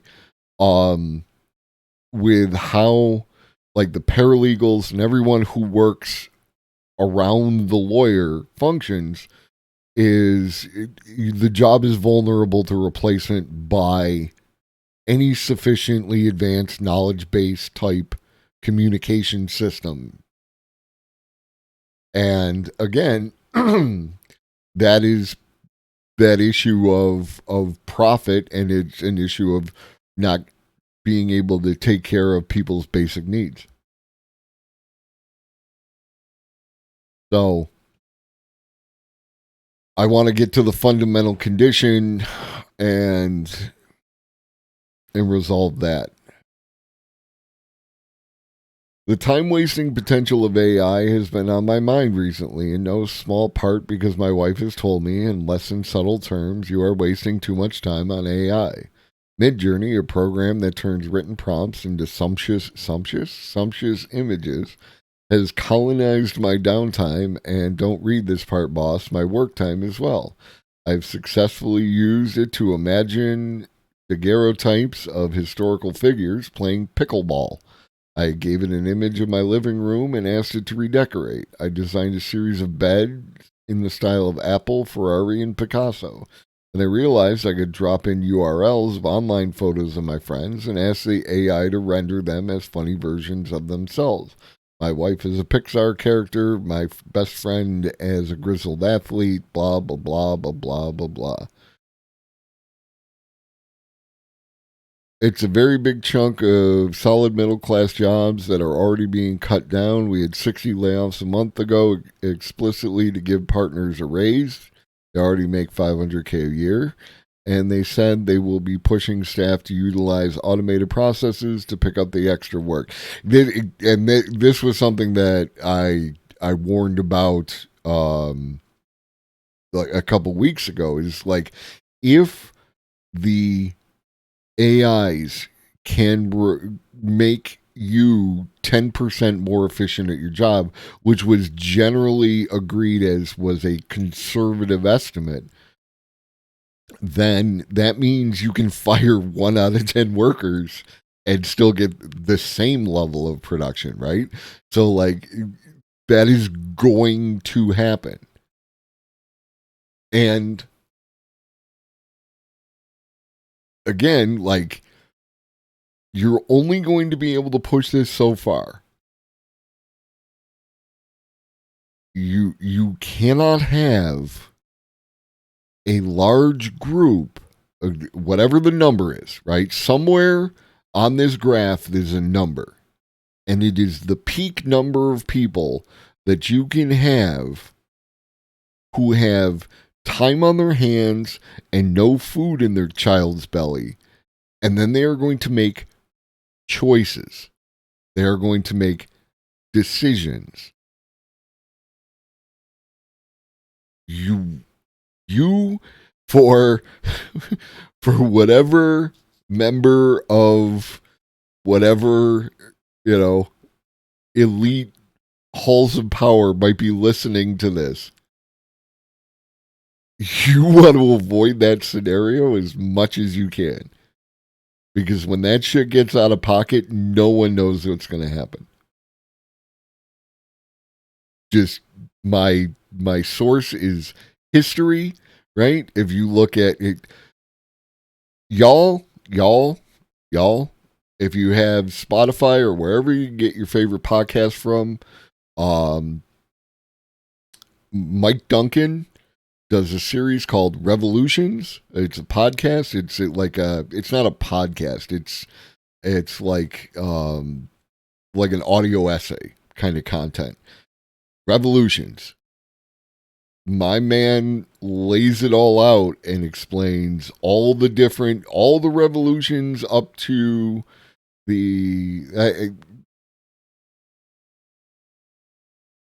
a bunch of revolutions. Haitian Revolution, French Revolution, Russian Revolution, all those, right? Like, he covers them and gives you, and you can see the points in time where people make bad choices that lead to the situation, right? This can all be prevented. This can go a different way. You just have to get on board with wanting it to go a different way. Because once it hits that point, it's not going to go a different way. It's going to go, we don't know what way, because that shit is out of pocket. This is why I'm planning my own exit from IP law by early next year, going to turn my woodworking and painting hobbies into full-time businesses. I wish you the best of luck. I hope that works out. Because, I really think that there's always going to be a market for human-made art outside of, like, anything generated. There is a perfection, right? Like, that comes from something manufactured, like, especially, like, if I 3D print something, right? Or if I use a computer CNC machine to generate something that is different from the subtle mistakes, right? Like the whatever that is that comes from when a human creates something where it's not quite perfect.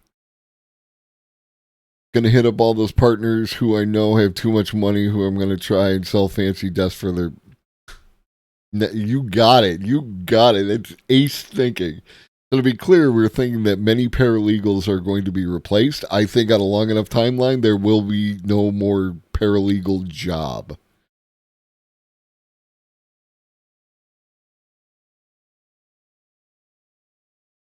Justify the existence of a paralegal that doesn't include, like, that people need work. People need to eat.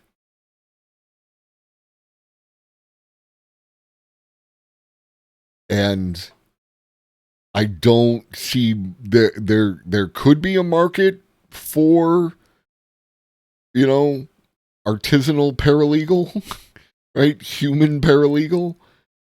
But it feels to me like one of those jobs that will just go by the wayside. Like, there are people who still know how to run a loom. I think I could take a shot at running a loom because I've hung out with some of those people, right? Yeah, but see, it's the interfacing with people part of it, right? You don't need necessarily a paralegal.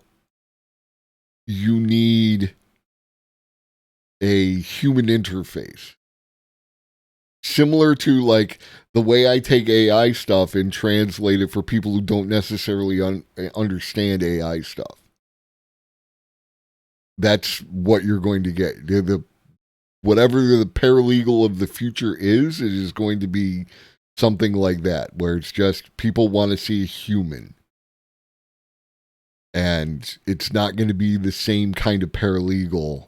They're going to sit behind the desk and type the things and not even, because it'll all be, you just hook up your whatever your vocal interface, and it will listen to them talk, and it will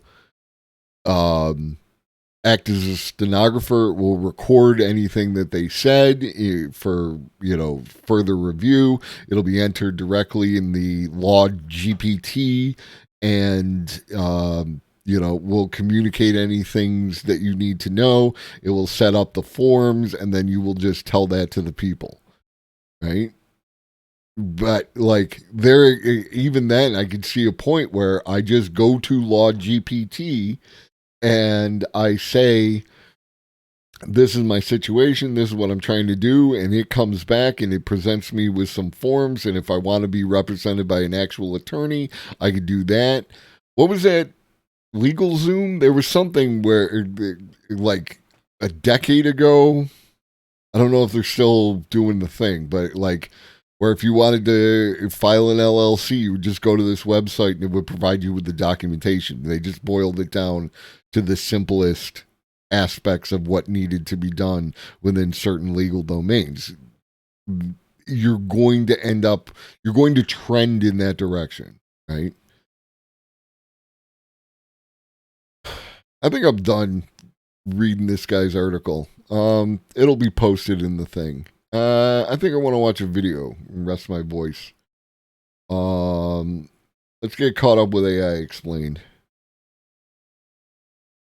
18 hours ago, Sam Altman put out this simple. Okay, so he says 18 hours ago. This is from a week ago. This is the shit I miss. Like, this is... I understand why streamers have to stream all the time. Oh, that's dope.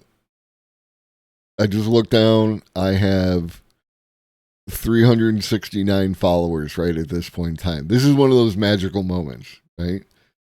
369. Damn, you're fine. We did it, chat. We did it. Okay, so colleges need to be thinking, oh, no, it's not the way education works. Less how to deal with plagiarism and more curriculum redesign. This is part of...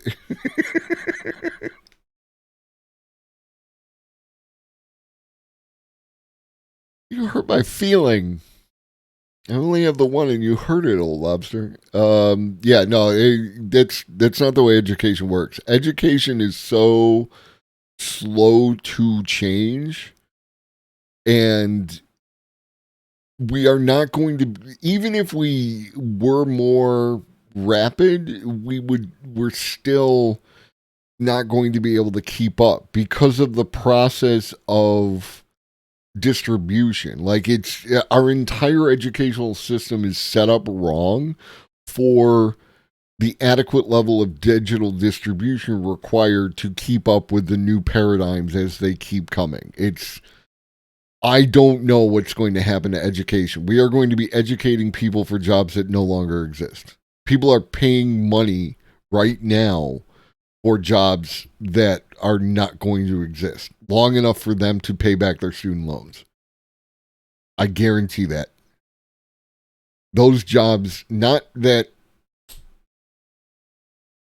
like, you know, they'll be highly competitive, they will be being replaced. Like, we're talking about paralegals. People are in school right now generating debt in order to, what up, Carpe? Generating debt in order to get a job as a paralegal, and that job, we can see that it's gone. Right? Even if it isn't completely gone, it's going to, it's going to be like such a minimal opportunity that you're not, that it's not going to mean anything. It's pretty scary, to be honest. Lots of folks in the industry are only now starting to grasp the danger we're in at the firm.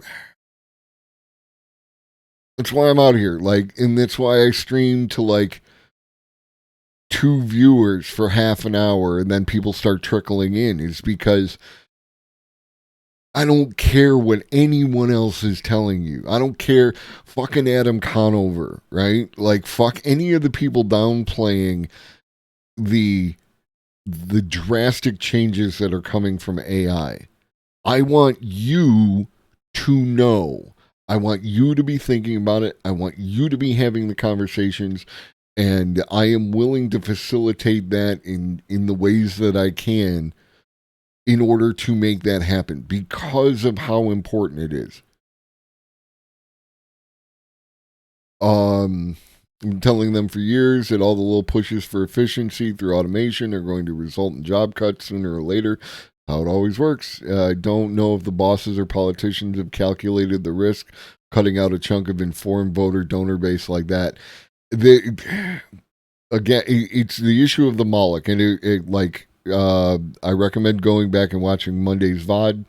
I don't want to get too big into it, but there's a thing where the system runs on its own, basically, and even if a person can see it, again, like, we don't have systems in place for proper distribution in order to do anything about it.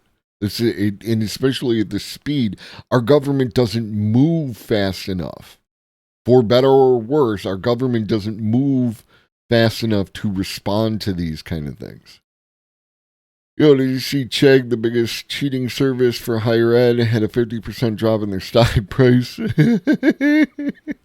AI is such a great tool for learning and cheating that the entire industry basically died overnight. That That is a thing. It takes 2 years of schooling to get a paralegal certificate, which is basically a prerequisite unless you got trained up in-house. Yeah, like, I guarantee you there are people who are accumulating debt right now who are not going to be able to find a job as a paralegal. Not because they're not good enough, but because the jobs don't exist. That is hilarious. We'll throw that into the Discord. It's a bold strategy, Cotton. Let's see how it plays out. Like,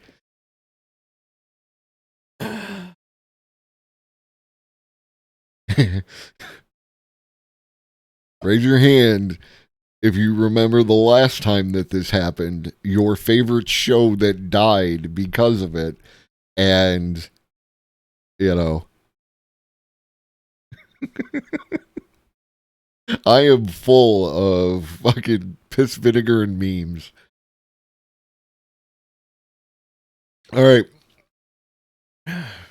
Content, angry content. People tweet that you can now disable chat history and training in ChatGPT, and that we will offer ChatGPT Business in the coming months. But dig a little deeper, and behind this tweet is a data controversy that I don't know about Continuum, but if I recall correctly, it's what killed Heroes, right? Like the show Heroes, which everybody loved, and then it went to shit. But I think it also killed Firefly. And if you know Firefly fans, like, and I'm one of them, those people are like, those people are special. Yeah. So yeah, and there was already issues with the renewal of things because of how the new nature of streaming and residuals and all of the rules, all of the laws, all of the benefits packages, all of the things that used to work in the previous paradigms don't work in the current paradigm. Whether you can point fingers at whoever you want, the point is that they don't work.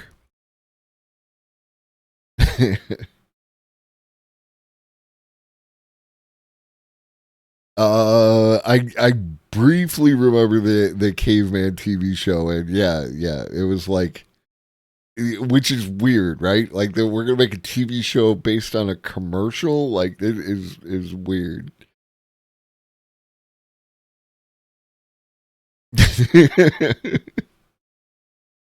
I feel like I like the Firefly model and the model that, like, apparently The Last Kingdom. I'm a huge fan of The Last Kingdom. I love that show. But I like the idea of a few seasons and then a movie to tie it all together. I like an ending. I don't need 20 seasons of a story. Do a new story, right? Like, I like the Dragon Show, right? Like, I'm still a Game of Thrones mark. I don't care. Your slings and arrows don't hurt me. I like the Dragon Show. Like, just tell a different part of the story. That's the way that time works in our perception. Just for the memes. Yeah, no, the writers, like, if you've seen their strike signs, they're excellent. They're excellent. All right. Focus. That could engulf OpenAI, jeopardize GPT-5, and shape the new information economy. I will show you how you can benefit from this new feature, reveal how you can check if your personal info was likely used in GPT-4 training, and investigate whether ChatGPT could be banned in the EU, Brazil, California, and beyond. But first, the announcement. OpenAI say that you can now turn off chat history in ChatGPT, but that it's only conversations that were started after chat history is disabled that won't be used to train and improve their models, meaning that by default, your existing conversation. Again, I am going to strongly, in the most adamant terms possible, strongly advocate for you to use things like ChatGPT and get your things into the training data, right? I showed you on this channel, I walked ChatGPT into providing me with its top 10 list of human values, right? Like, what are human values? I had to give me a top 10 list, and then I asked it what political and economic systems align with that list of human values, and it gave me, sock dem sock, socialist type answers. So by getting your shit into the data set and more people doing it, it is going to influence future outcomes. I'm totally serious, 100%. You should be doing it. Conversations will still be used to train their new models. So how does it work and what does this mean? What you need to do is click on the 3 dots at the bottom left of a ChatGPT conversation, then go to Settings and Show. And here's where it starts to get interesting. They have linked together chat history and training. It's both or neither. They could have given 2 separate options, one to store your chat history so that you can look back over it later, and another to opt out of training. But instead it's one button. You either give them your data and keep your chats, or you don't give them your data and you don't keep your chats. If you opt not to give them your chat history, they still monitor the chats for what they call. And that's fair. I can't argue with that move. Like, especially like if you're paying for it, then you can make the argument that you should be able to keep your chats and not provide training data, right? Like, I could see that argument. But if you're using the fucking thing for free, then nothing is free. Call abuse, so bear that in mind. What if I want to keep my history on but disable model training? We are working on a new offering called ChatGPT Business. I'm going to talk about that in a moment, but clearly they don't want to make it easy to opt out of giving over your training data. Now, in fairness, they do offer an opt-out form, but if you go to the form, it says cryptically, please know that in some cases, this will limit the ability of our models to better address your specific use case. So that's one big downside to this new announcement, but what's one secret upside? This export data button buried all the way down here. If you click it, you quite quickly get this email, which contains a link to download a data export of all your conversations. After you download the file and open it, you now have an easy way to search through all your previous conversations, literally all of them from the time you first started using ChatGPT to the present day. That is a pretty great feature, I must admit. But going back to the announcement, they said that you need to upgrade to ChatGPT Business, available in the coming months, to ensure that your data won't be used to train our models by default. But why these announcements now? Why did Sam Altman tweet this just yesterday? Well, this article, also from yesterday in the MIT Technology Review by Melissa Aikila, may explain why. It said that OpenAI has until the end of this week to comply with Europe's strict data protection regime, the GDPR, but that it will likely be impossible for the company to comply because of the way data for AI is collected. Before you leave and say this is just about Europe, no, it's much bigger than that. The European Data Collection Supervisor said that the definition of hell might be coming for OpenAI based on the potentially illegal way it collected data. If OpenAI cannot convince the authorities its data use practices are legal, it could be banned not only in specific countries like Italy or the entire EU, it could also face hefty fines and might even be forced to delete models and the data used to train them. The stakes could not be higher for OpenAI. The EU's GDPR is the world's strictest data protection regime, and it has been copied widely around the world. Regulators everywhere from Brazil to California will be paying close attention to what happens next, and the outcome could fundamentally change the way AI companies. Yeah, they're like, I think he oversells that point, or she, the person who wrote the article. Like, you're not getting it back in the box. It like, there will even OpenAI itself would find a way to get shit to continue. Like, there's always legal workarounds in the current. Fucking BP dumped a metric shit ton of oil in the Gulf of Mexico and is still a company, right? Let's be real.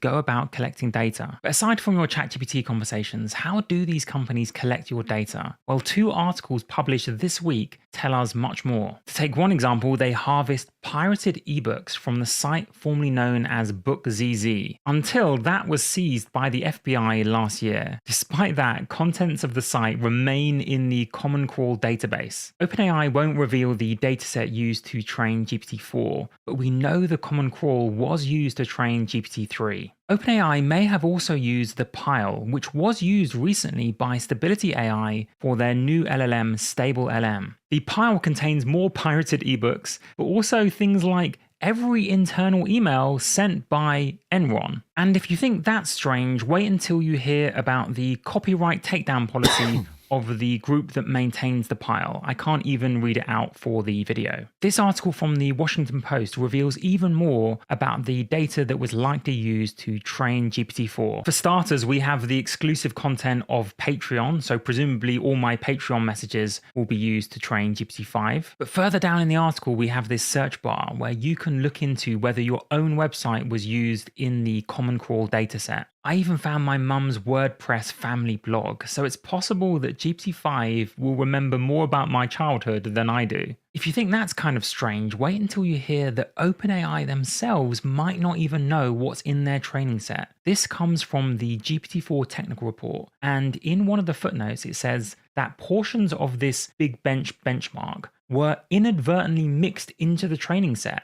That word inadvertently is rather startling. For the moment, let's not worry about how mixing in benchmarks might somewhat obscure our ability to test GPT-4. Let's just focus on that word inadvertently. Do they really not know entirely what's in their dataset? Whether they do or not, I want you to get ready to count the number of ways that OpenAI may soon have to pay for the data it once got for free. First, Reddit. They trawled Reddit for all posts that got 3 or more upvotes and included them in the training data. Now, this New York Times article says, Reddit wants them to pay for the privilege. The founder and chief executive of Reddit.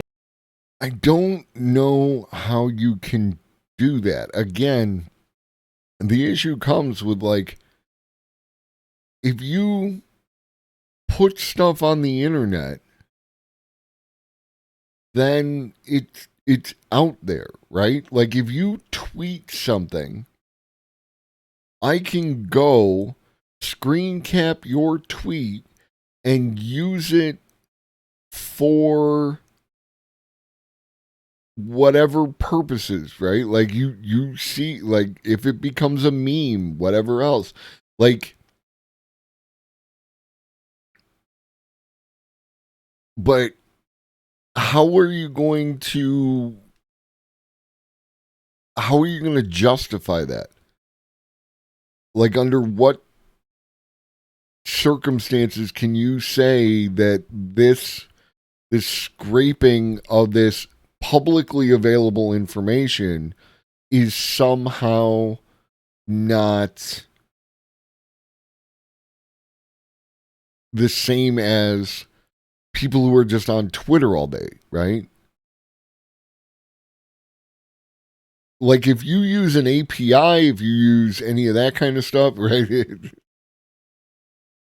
I'll leave it to the lawyers. And here's the thing: is that the lawyers are going to ask ChatGPT. So I know where Law GPT is coming down.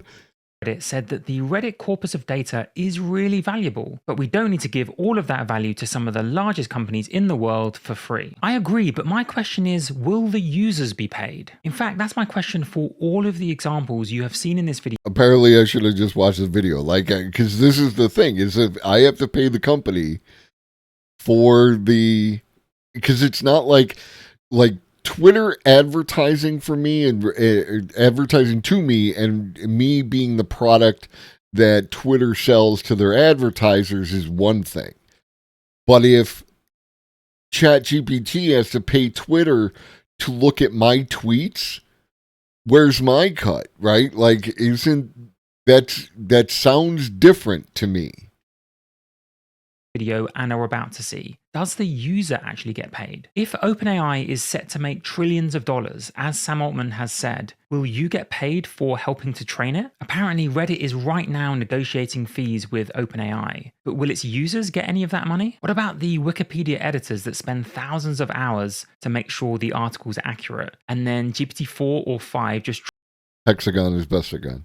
trawls all of that for free? Or what about Stack Overflow, the Q&A site for programmers? Apparently they are now going to... That's a fucking joke. These attorneys threatening to replace me with an AI can't connect their fucking printer to their PC without two people helping them for an hour. One day they're going to realize they're all alone in an office with no one to help them. Yeah, and there's another job, like intermediate job. I don't know how long it would last, but The thing is, like any other shiny new toy, AI is ultimately a mirror, and it will reflect back exactly who we are. shout out Changebox for being like... It is a little weird to me that you've given out 3 gift subs and haven't like taken one for yourself, but I'm not here to judge, right? Like, I appreciate the support. I really, really do. Like, I appreciate every single subscription that I get, and I appreciate people having the opportunity. Thank you, Arverlin. Like, to use the... Thing is, like any other shiny new toy, AI is ultimately a mirror, and it will reflect back exactly who we are. Thank you. I appreciate all of you. also charge AI giants for training data. The CEO said that users own the content. Oh, intermediate job idea is get together some tech savvy people who know how to hook up printers and all that kind of shit, right? Like any of that stuff, and just get your business cards out there in front of, and so they can call you up and you can come fix their shit and you can make a couple bucks, right? Like that is, like when you'd help grandma set up the VCR. A VCR was a thing that grandma used to need help setting up. It let you watch TV. It's like a DVD, but like with tapes. That they post on Stack. Yeah, like all the... Take these ideas and run with them, by all means. I don't have time to do these jobs, right? Like I could barely, squeeze out time to stream, but it's important and I want to make it happen, and I miss all y'all when I'm not here. But yeah, figure out something that's going to work for you related to this AI shit and how you can leverage it for your own benefit in the short term, right? And then take that funding and do something good with it, and like that you need. Work for an MSP, basically any and all IT services for companies. Some folks tried to get us to go to their houses for setup. I always said no. Yeah, like I wanted a cable. Before I learned to do it my goddamn self, I wanted cable TV run from the upper floor to the lower floor, and they wanted $100 just to come out to my house. There is money to be made from people who have money, right? They are out there. Get that bag. I'm sure there are some applications for AI in woodworking, especially in design, I think. That could be useful. At minimum, perhaps it could be helpful on the business and perhaps inventory. Business, inventory, Old Lobster is doing some stuff to try and generate a fully AI run business, which is really cool. But also, I think designs. Hey, look at that. What's gonna work? Teamwork. Stack Overflow under the Creative Commons license, but that license requires anyone later using the data to mention where it came from. But of course, GPT-4 doesn't mention where its programming tricks come from. Is it me, or is there not some irony in the people being generous enough to give out answers to questions in programming, actually training a model that may end up one day replacing them, all the while giving them no credit or compensation? But now we must turn to lawsuits, because there are plenty of people getting ready to take this to court. Microsoft, GitHub, and OpenAI. Always remember that a lawsuit, the initiation of a lawsuit, any of that, you can do that.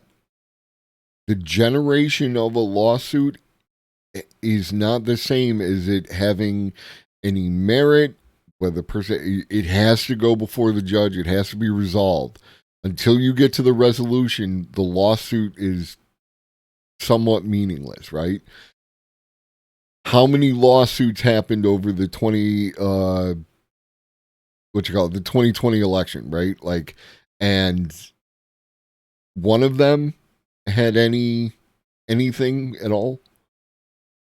Were recently sued, with the companies accused of scraping licensed code to build GitHub's AI-powered Copilot tool. And in an interesting response, Microsoft and GitHub said that the complaint has certain defects, including a lack of injury. And the companies argue that the plaintiffs rely on hypothetical events to make their claim, and say that they don't describe how they were personally harmed by the tool. That could be the big benchmark, where these lawsuits fail currently because no one can prove harm from GPT-4. But how does that bode for the future when some people inevitably get laid off because they're simply not needed anymore because GPT-4 or GPT-5 can do their jobs? Then would these lawsuits succeed? When you can prove that you've lost a job because of a specific tool which was trained using in part your own data, then there is injury there that you could prove. But then if you block GPT-4 or GPT-5, there will be millions of coders who can then say that they're injured because their favorite tool has now been lost. I have no idea how that's going to pan out in the courts. Of course, these are not the only lawsuits, with the CEO of Twitter weighing in, accusing OpenAI of illegally using Twitter data. And what about publishers, journalists, and newspapers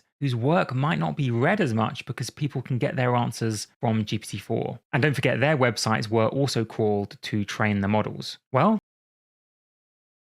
everything is gonna change.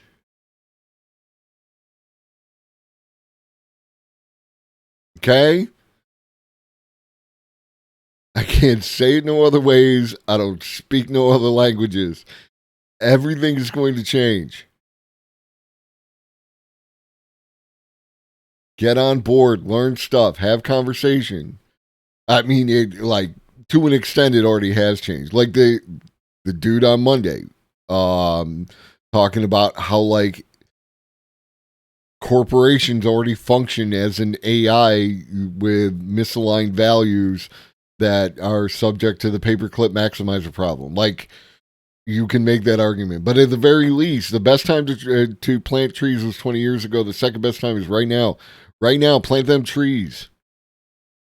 the CEO of News Corp said that clearly they are using proprietary content. There should be, obviously, some compensation for that. So it seems like there are lawsuits coming in from every direction. But Sam Altman has said in the past, we're willing to pay a lot for very high quality data in certain domains such as science. Will that actually enrich scientists and mathematicians, or will it just add to the profits of the massive scientific publishers? That's another scandal for another video, but I am wondering if OpenAI will be tempted to use some illicit sites instead, such as Skyhub, a shadow library website that provides free access to millions of research papers without regard to copyright. It basically gets past the scientific publisher's paywall, and apparently up to 50% of academics. I will not be using this site to look at stuff, and you should definitely not use this site to look at stuff either. Say that they use websites like Skyhub. Inevitably, GPT-5 is going to break through some new science benchmarks. I just wish that the scientists whose work went into training it were compensated for helping it do so. Just in case it seems like I'm picking on OpenAI, Google are just as secretive, and they were even accused by their own employees of training Bard with ChatGPT data. They have strenuously denied this, but it didn't stop Sam Altman from saying, "I'm not that." I was referring to Skyhub, not Wikipedia. Annoyed at Google for training on ChatGPT output, but the spin is annoying. He obviously doesn't believe their denial. But yes, everything you said there is true. Absolutely. Like, Wikipedia is not a primary source and shouldn't be used to do the things, but it's a nice analysis and synthesis of the data contained in its footnotes, and it should have sufficient footnotes to back up whatever the hell it says. Like, let's be real. Anyone who says that you can't use Wikipedia and blah, blah, blah, blah, blah, they're living in the 90s. To be fair, the scientists weren't compensated for the paper or really anything beyond their actual salary. Bing! Like, the entire system is out of order. Let's be real.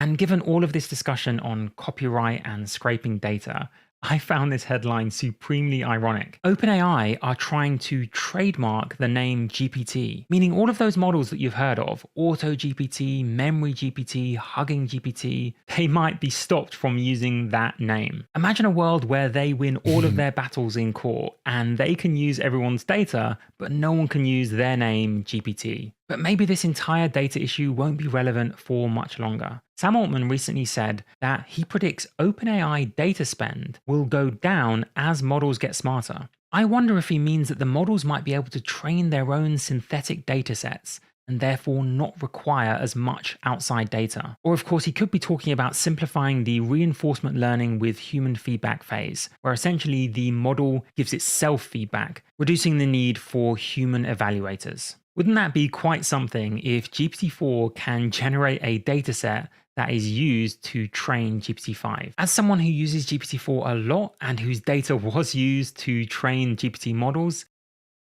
And there's another, like, if you need human feedback, you have something like the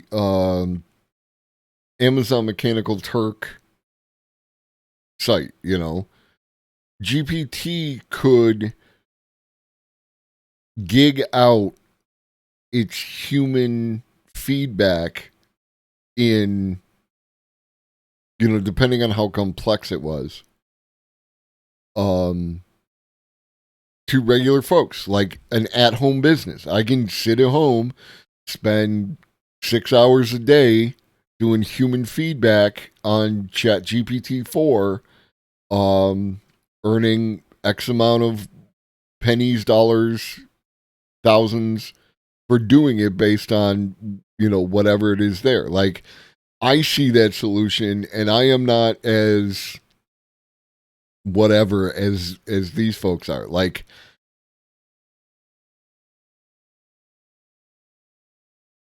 I see, you know, like options becoming available. If GPT can get on a point where it can develop, organize, and execute scientific, well, yeah, that is one of the AI safety issues, and god damn it, we really need to talk about like all the different AI safety issues. If AI could just relax for like 2 weeks. Oh, by the way, I should have said it earlier back when I was at Peak. Again, for those of you who don't come here a lot, on May, let me get the right dates. May 12th and 13th, I will be doing a fundraiser for Rainbow Passage. I'm going to be doing gaming streams. I understand maybe a lot of y'all don't like gaming streams, but coming around to support, contribute if you can, it would be greatly appreciated. Still working on the details. I would prefer a situation where I did not have to handle the funds at all. But they're still trying to get me a link so that you can donate directly and get feedback to me. It might be a situation where I just direct you to donate directly to them, and I don't worry about any kind of, pat on the back or anything else. The important thing is that the fundraising happens. That's what I'm concerned about. Twitch does have the functionality. It's just they are not listed as a charity with Twitch. I could do it for a different one, but they reached out to me, so I'm all about it. No, you're fine. I'm going to be playing Detroit Becomes Human. I've never played it. I'm going to fire it up, and I'm going to play through the entirety of the main line. It's a total of 16 hours. So right now I'm thinking like 2 8-hour streams. They would probably be extended out more like 10 hours, with having some break time, and I don't like to eat on camera and shit like that. So mark your calendars. I'll be mentioning it again in the future. May 12th and 13th. That's next Friday and Saturday. And if you can contribute, please do so. All right. I fluctuate between being amazed, annoyed, and deeply concerned about where all of this is going. Let me know in the comments what you think of it all, and have a wonderful day. So I just got back from a camping trip where I was without internet for several days. It gave me the opportunity to make really cool Nerf videos and play around with some of the AI cameras that I have, but if you're not familiar with the Nerf videos allow you to take a series of pictures and turn them into a coherent video that looks like it was shot from a drone. It's pretty goddamn impressive. Missed a lot of stuff while I was gone, so I want to make a news breakdown and show you all of the cool stuff that I've come across in the AI world over the last few days. Let's dig in. So some of the most exciting research that's come out recently is this paper called Scaling Transformers to 1 Million Tokens and Beyond with RMT. When papers like these come out, I like to use this tool called pdfgpt.io now to ask questions of the paper and to help better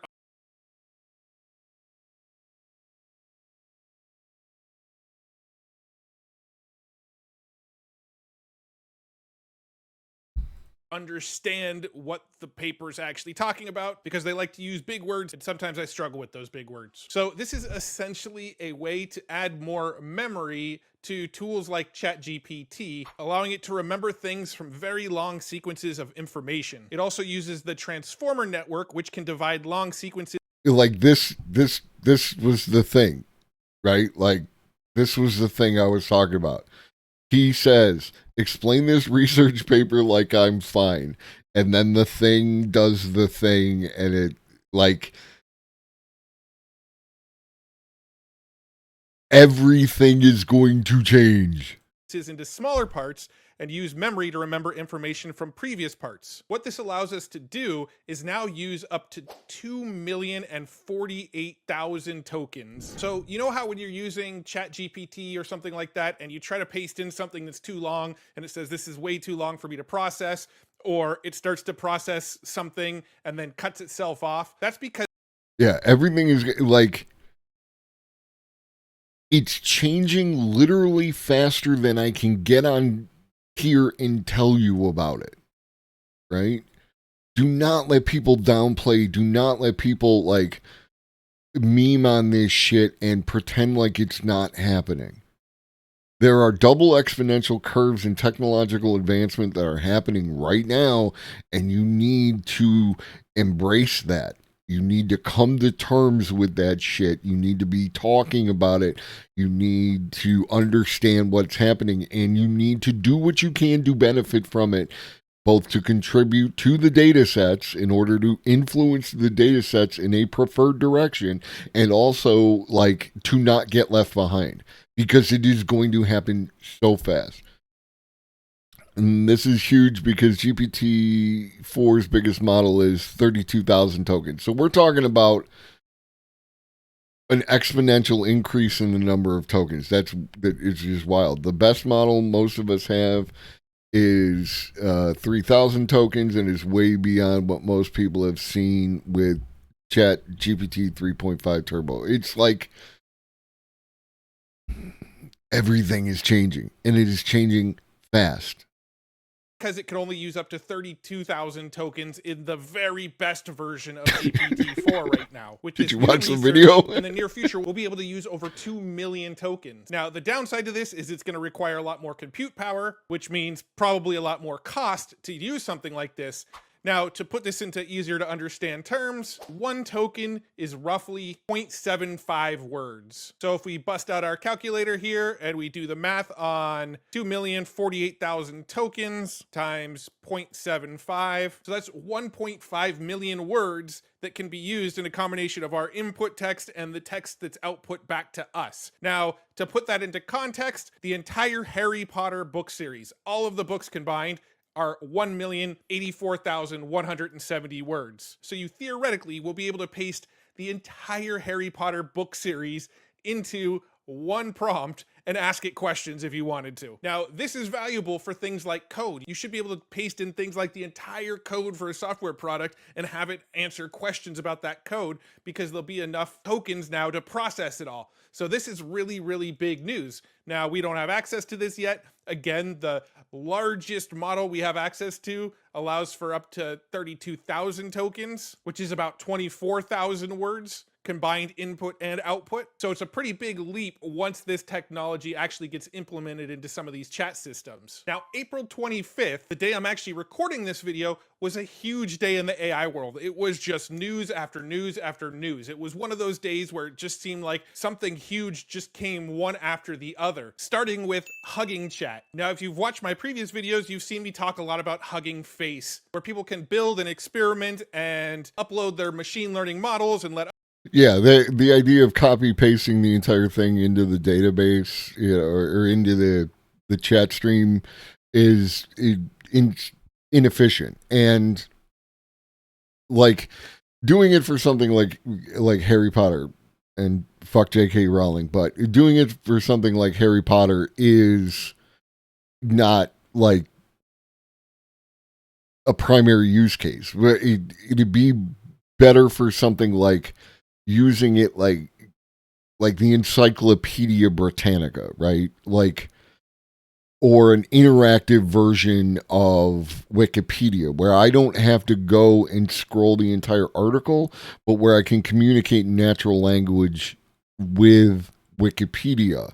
Wikipedia GPT, when it comes out, not if, when it comes out, is going to be another another exponential leap forward in the way that we interact with these technologies.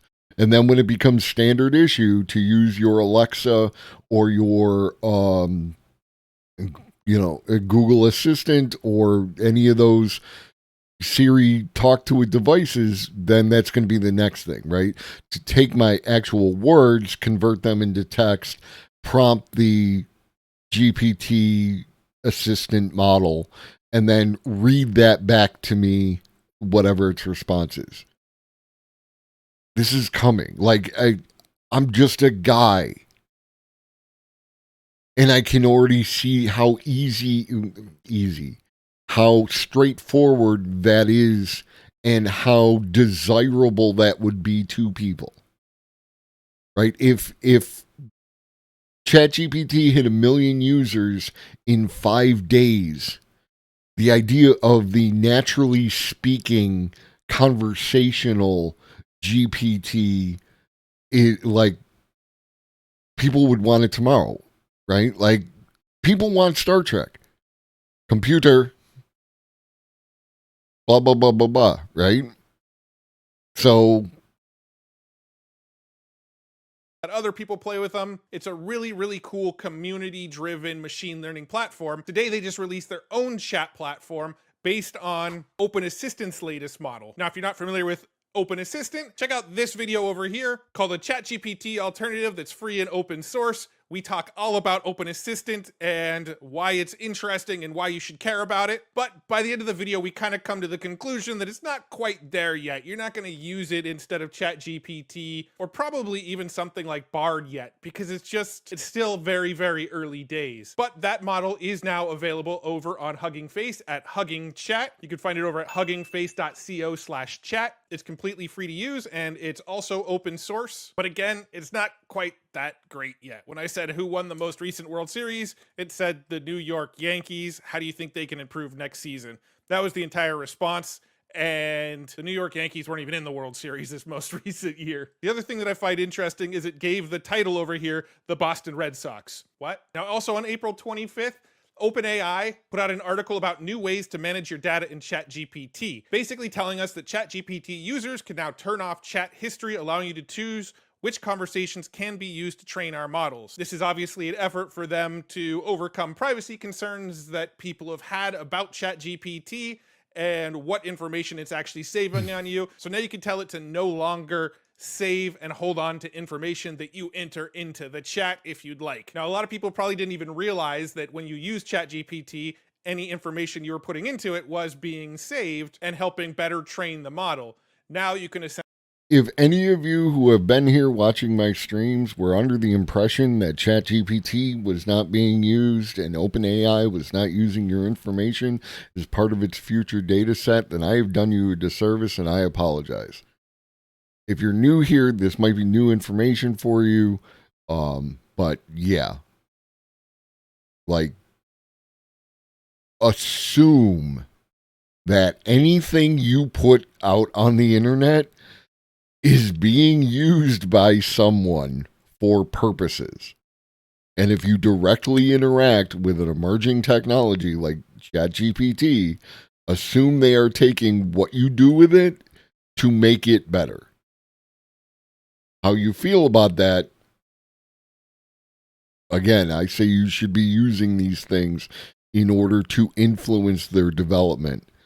But if you don't feel that you should be influencing their development, then by all means, you should not.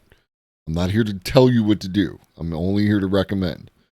Essentially opt out of that process if you'd like. Also on April 25th, Replit announced that they raised $97.4 million at a $1.16 billion valuation and also held a mini live event called Replit Developer Day. Now, if you're not familiar with Replit, it's somewhat similar to like GitHub or Hugging Face, where people can collaboratively code. And at today's event, they announced that they're releasing their own large language model specifically fine-tuned for coding. It's only 2.7 billion parameters compared to almost every other platform, which is a lot larger, meaning that it's going to take a lot less processing power to use, which means lower costs, but it's actually performing better than most of these other platforms that are available. I was not at the live event. They did a live stream. I was excited to watch the live stream once it was over on YouTube, but they pulled it down, so I haven't been able to watch it yet. I'm having to make do with some of the screenshots that they put out. But long story short, Replit is working on their own large language model from all of the data inside of the Replit database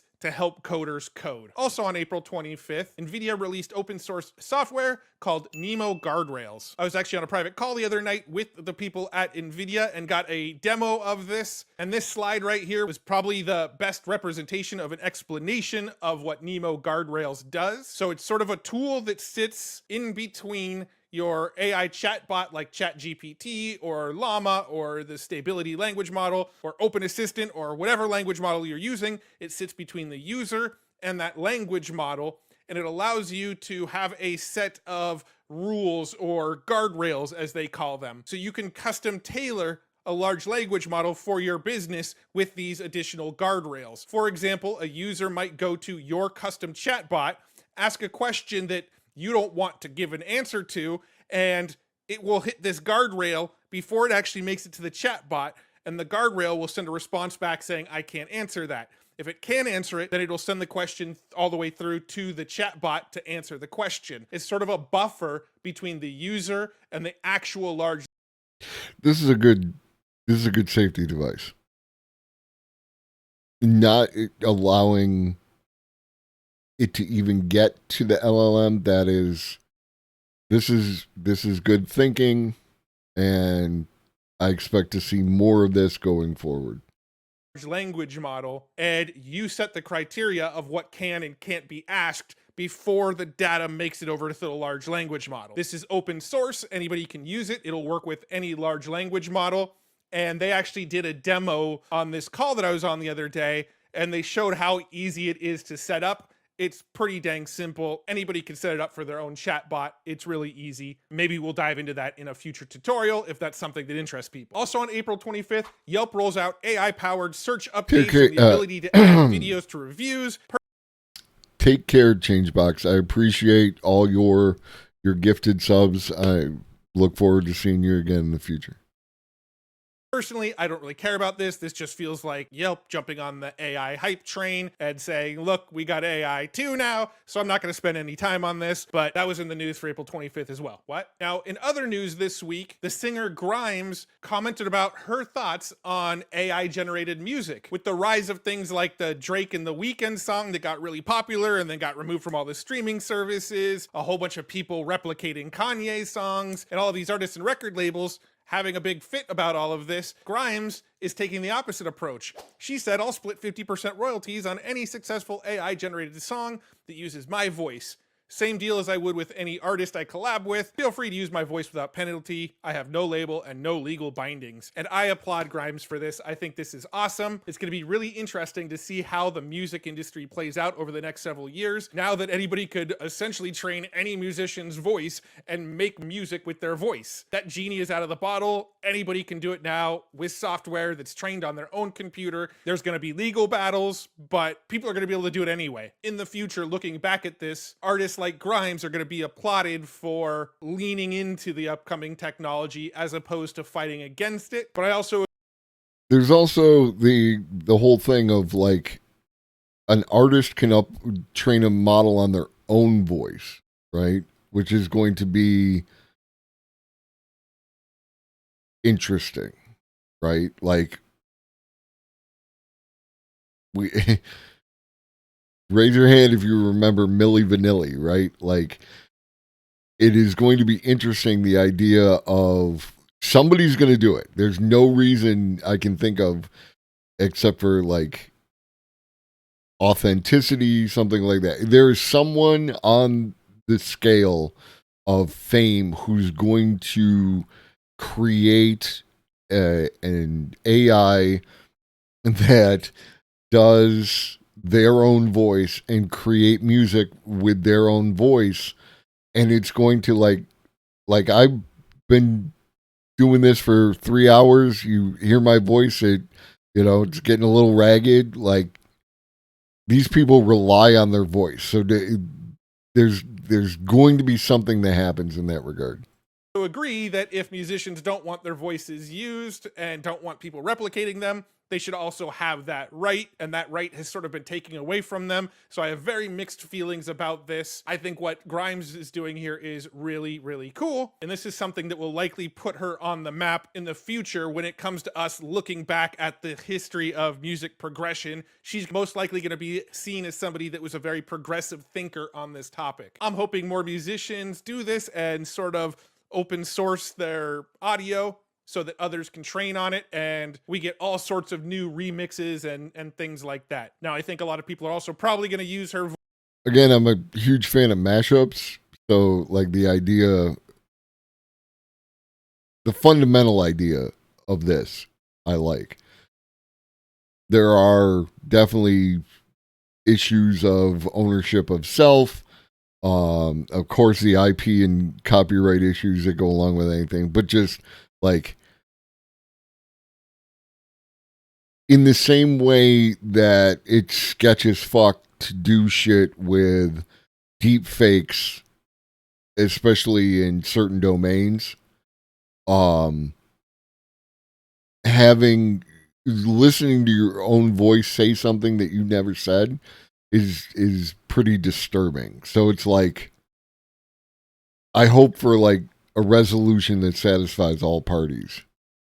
Voice without giving her royalties. There is a double-edged sword here, and again, very mixed feelings, very mixed emotions. I'm interested in seeing how this all plays out. This is one of those issues where I can see both sides of the debate right now. Now, speaking of AI audio, there's an open source tool called Bark that you can find on GitHub over at github.com/suno-ai/bark. And this is a text-to-speech generator, but it also includes a lot of other nuances. You can add sighs and laughs, and you can make it sing, and you can change the voice. Here's some examples that are on the page. You can see the text prompt right here, and then when I press play, we'll hear this back. Hello, my name is Suno, and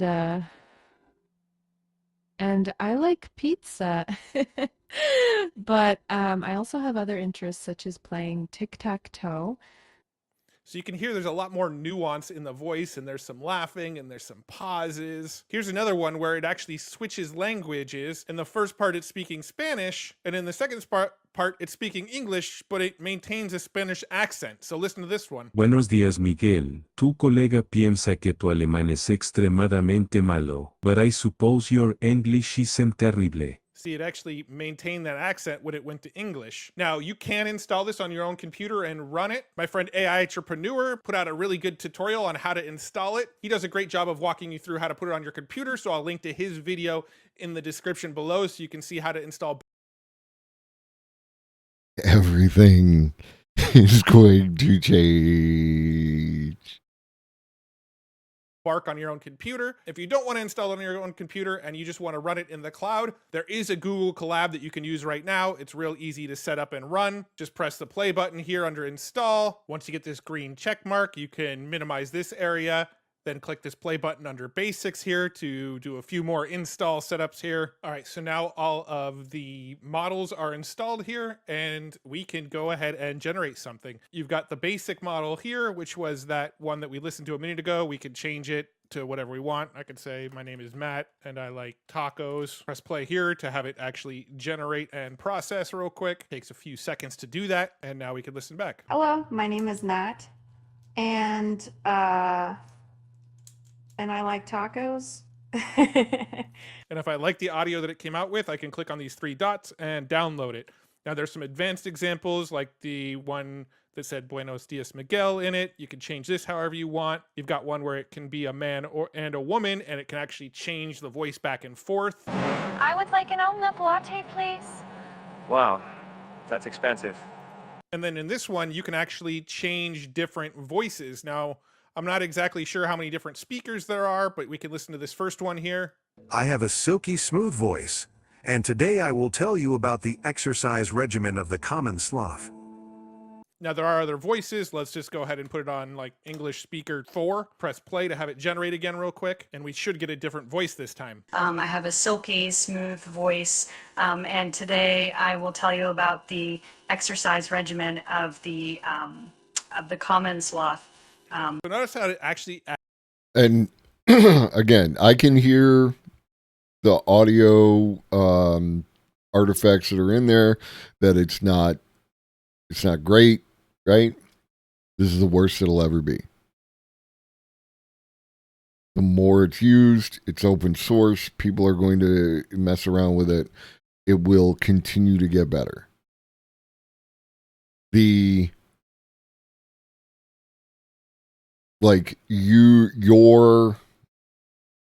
Your Alexas, your Siris, your GPS voice, anything that speaks to you, you're going to gain an additional level of customizability.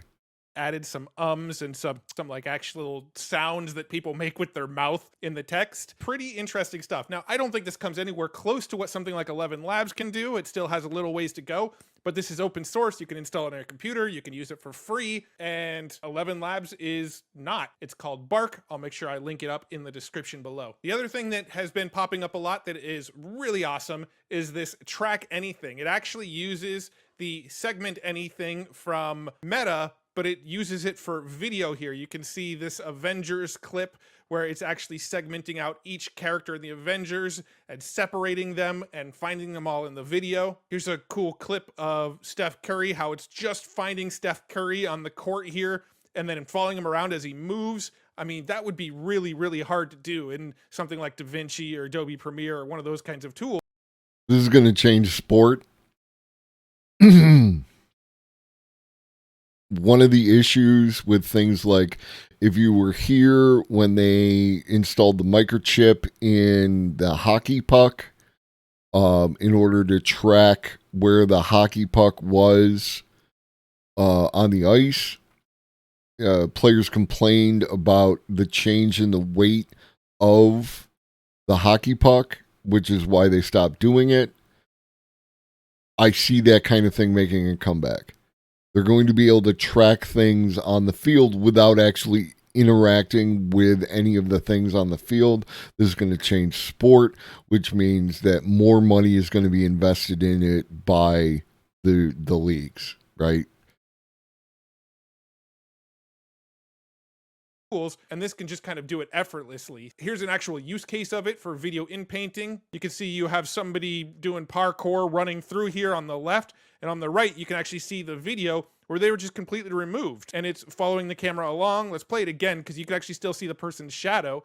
It didn't segment out their shadow, it just segmented out the person. So this is something that's really cool and will probably in the future be worked into a lot of people's video editing workflow, because this ability to segment out things is better than anything we get inside of most of the video editor tools right now. And since this comes from Meta's open source Segment Anything, this itself is also open source. So people will build off of it, iterate off of it, and it will only get better over time. All right, I want to wrap up with two really cool augmented reality things. I've been really getting excited about augmented reality. I think augmented reality is the next big thing. I think we're going to have a big wave of really cool augmented reality tech and toys and software come out as the augmented reality glasses and tools get cheaper and cheaper. I think augmented reality is just going to be everywhere pretty soon. So the first thing I want to show you comes from Ian Curtis here. If you're not following his Twitter, I highly recommend you follow him. He shares a lot of cool stuff. He does a lot in the augmented reality space. I love all of the videos that he puts out.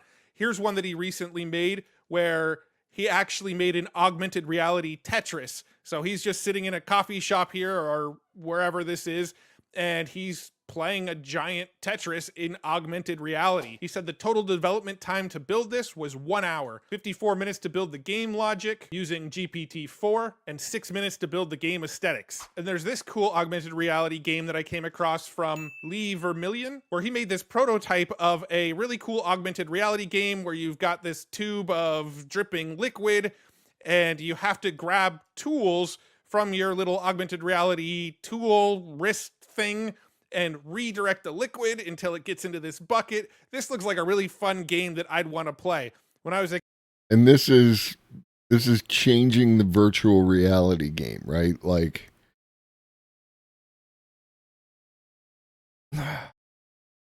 everything's going to change. kid, I used to love this game called The Incredible Machine on my PC. This looks like a augmented reality futuristic version of that kind of incredible machine build something to get to the desired result. I really think this is cool. This looks like a game that I would play the hell out of if I had it available to me right now.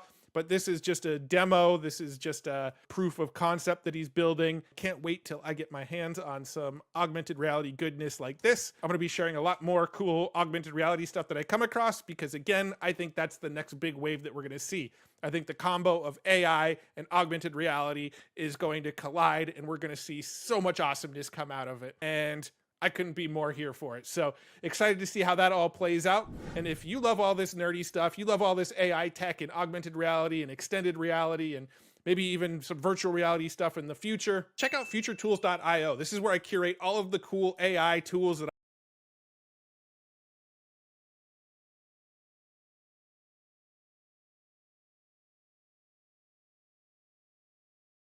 Make sure you go give the man a follow. Again, everything will be stored in the Discord. I will get to that right after stream. Or shortly after stream. for anybody, like, if you missed something, you came in late, you want to watch the VOD goes up, like, almost right after stream, within the hour. And then I usually get the Discord up around the same time. All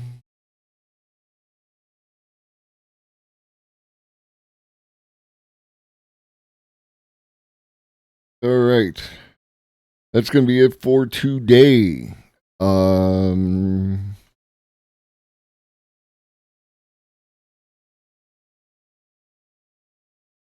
going to raid the homie Computer. Computer does cybersecurity. If you want to learn to code, like, this is this is a great place to learn it. And like, very similar political vibes as me. Thank you, Jaina. I hope you can come by in the future.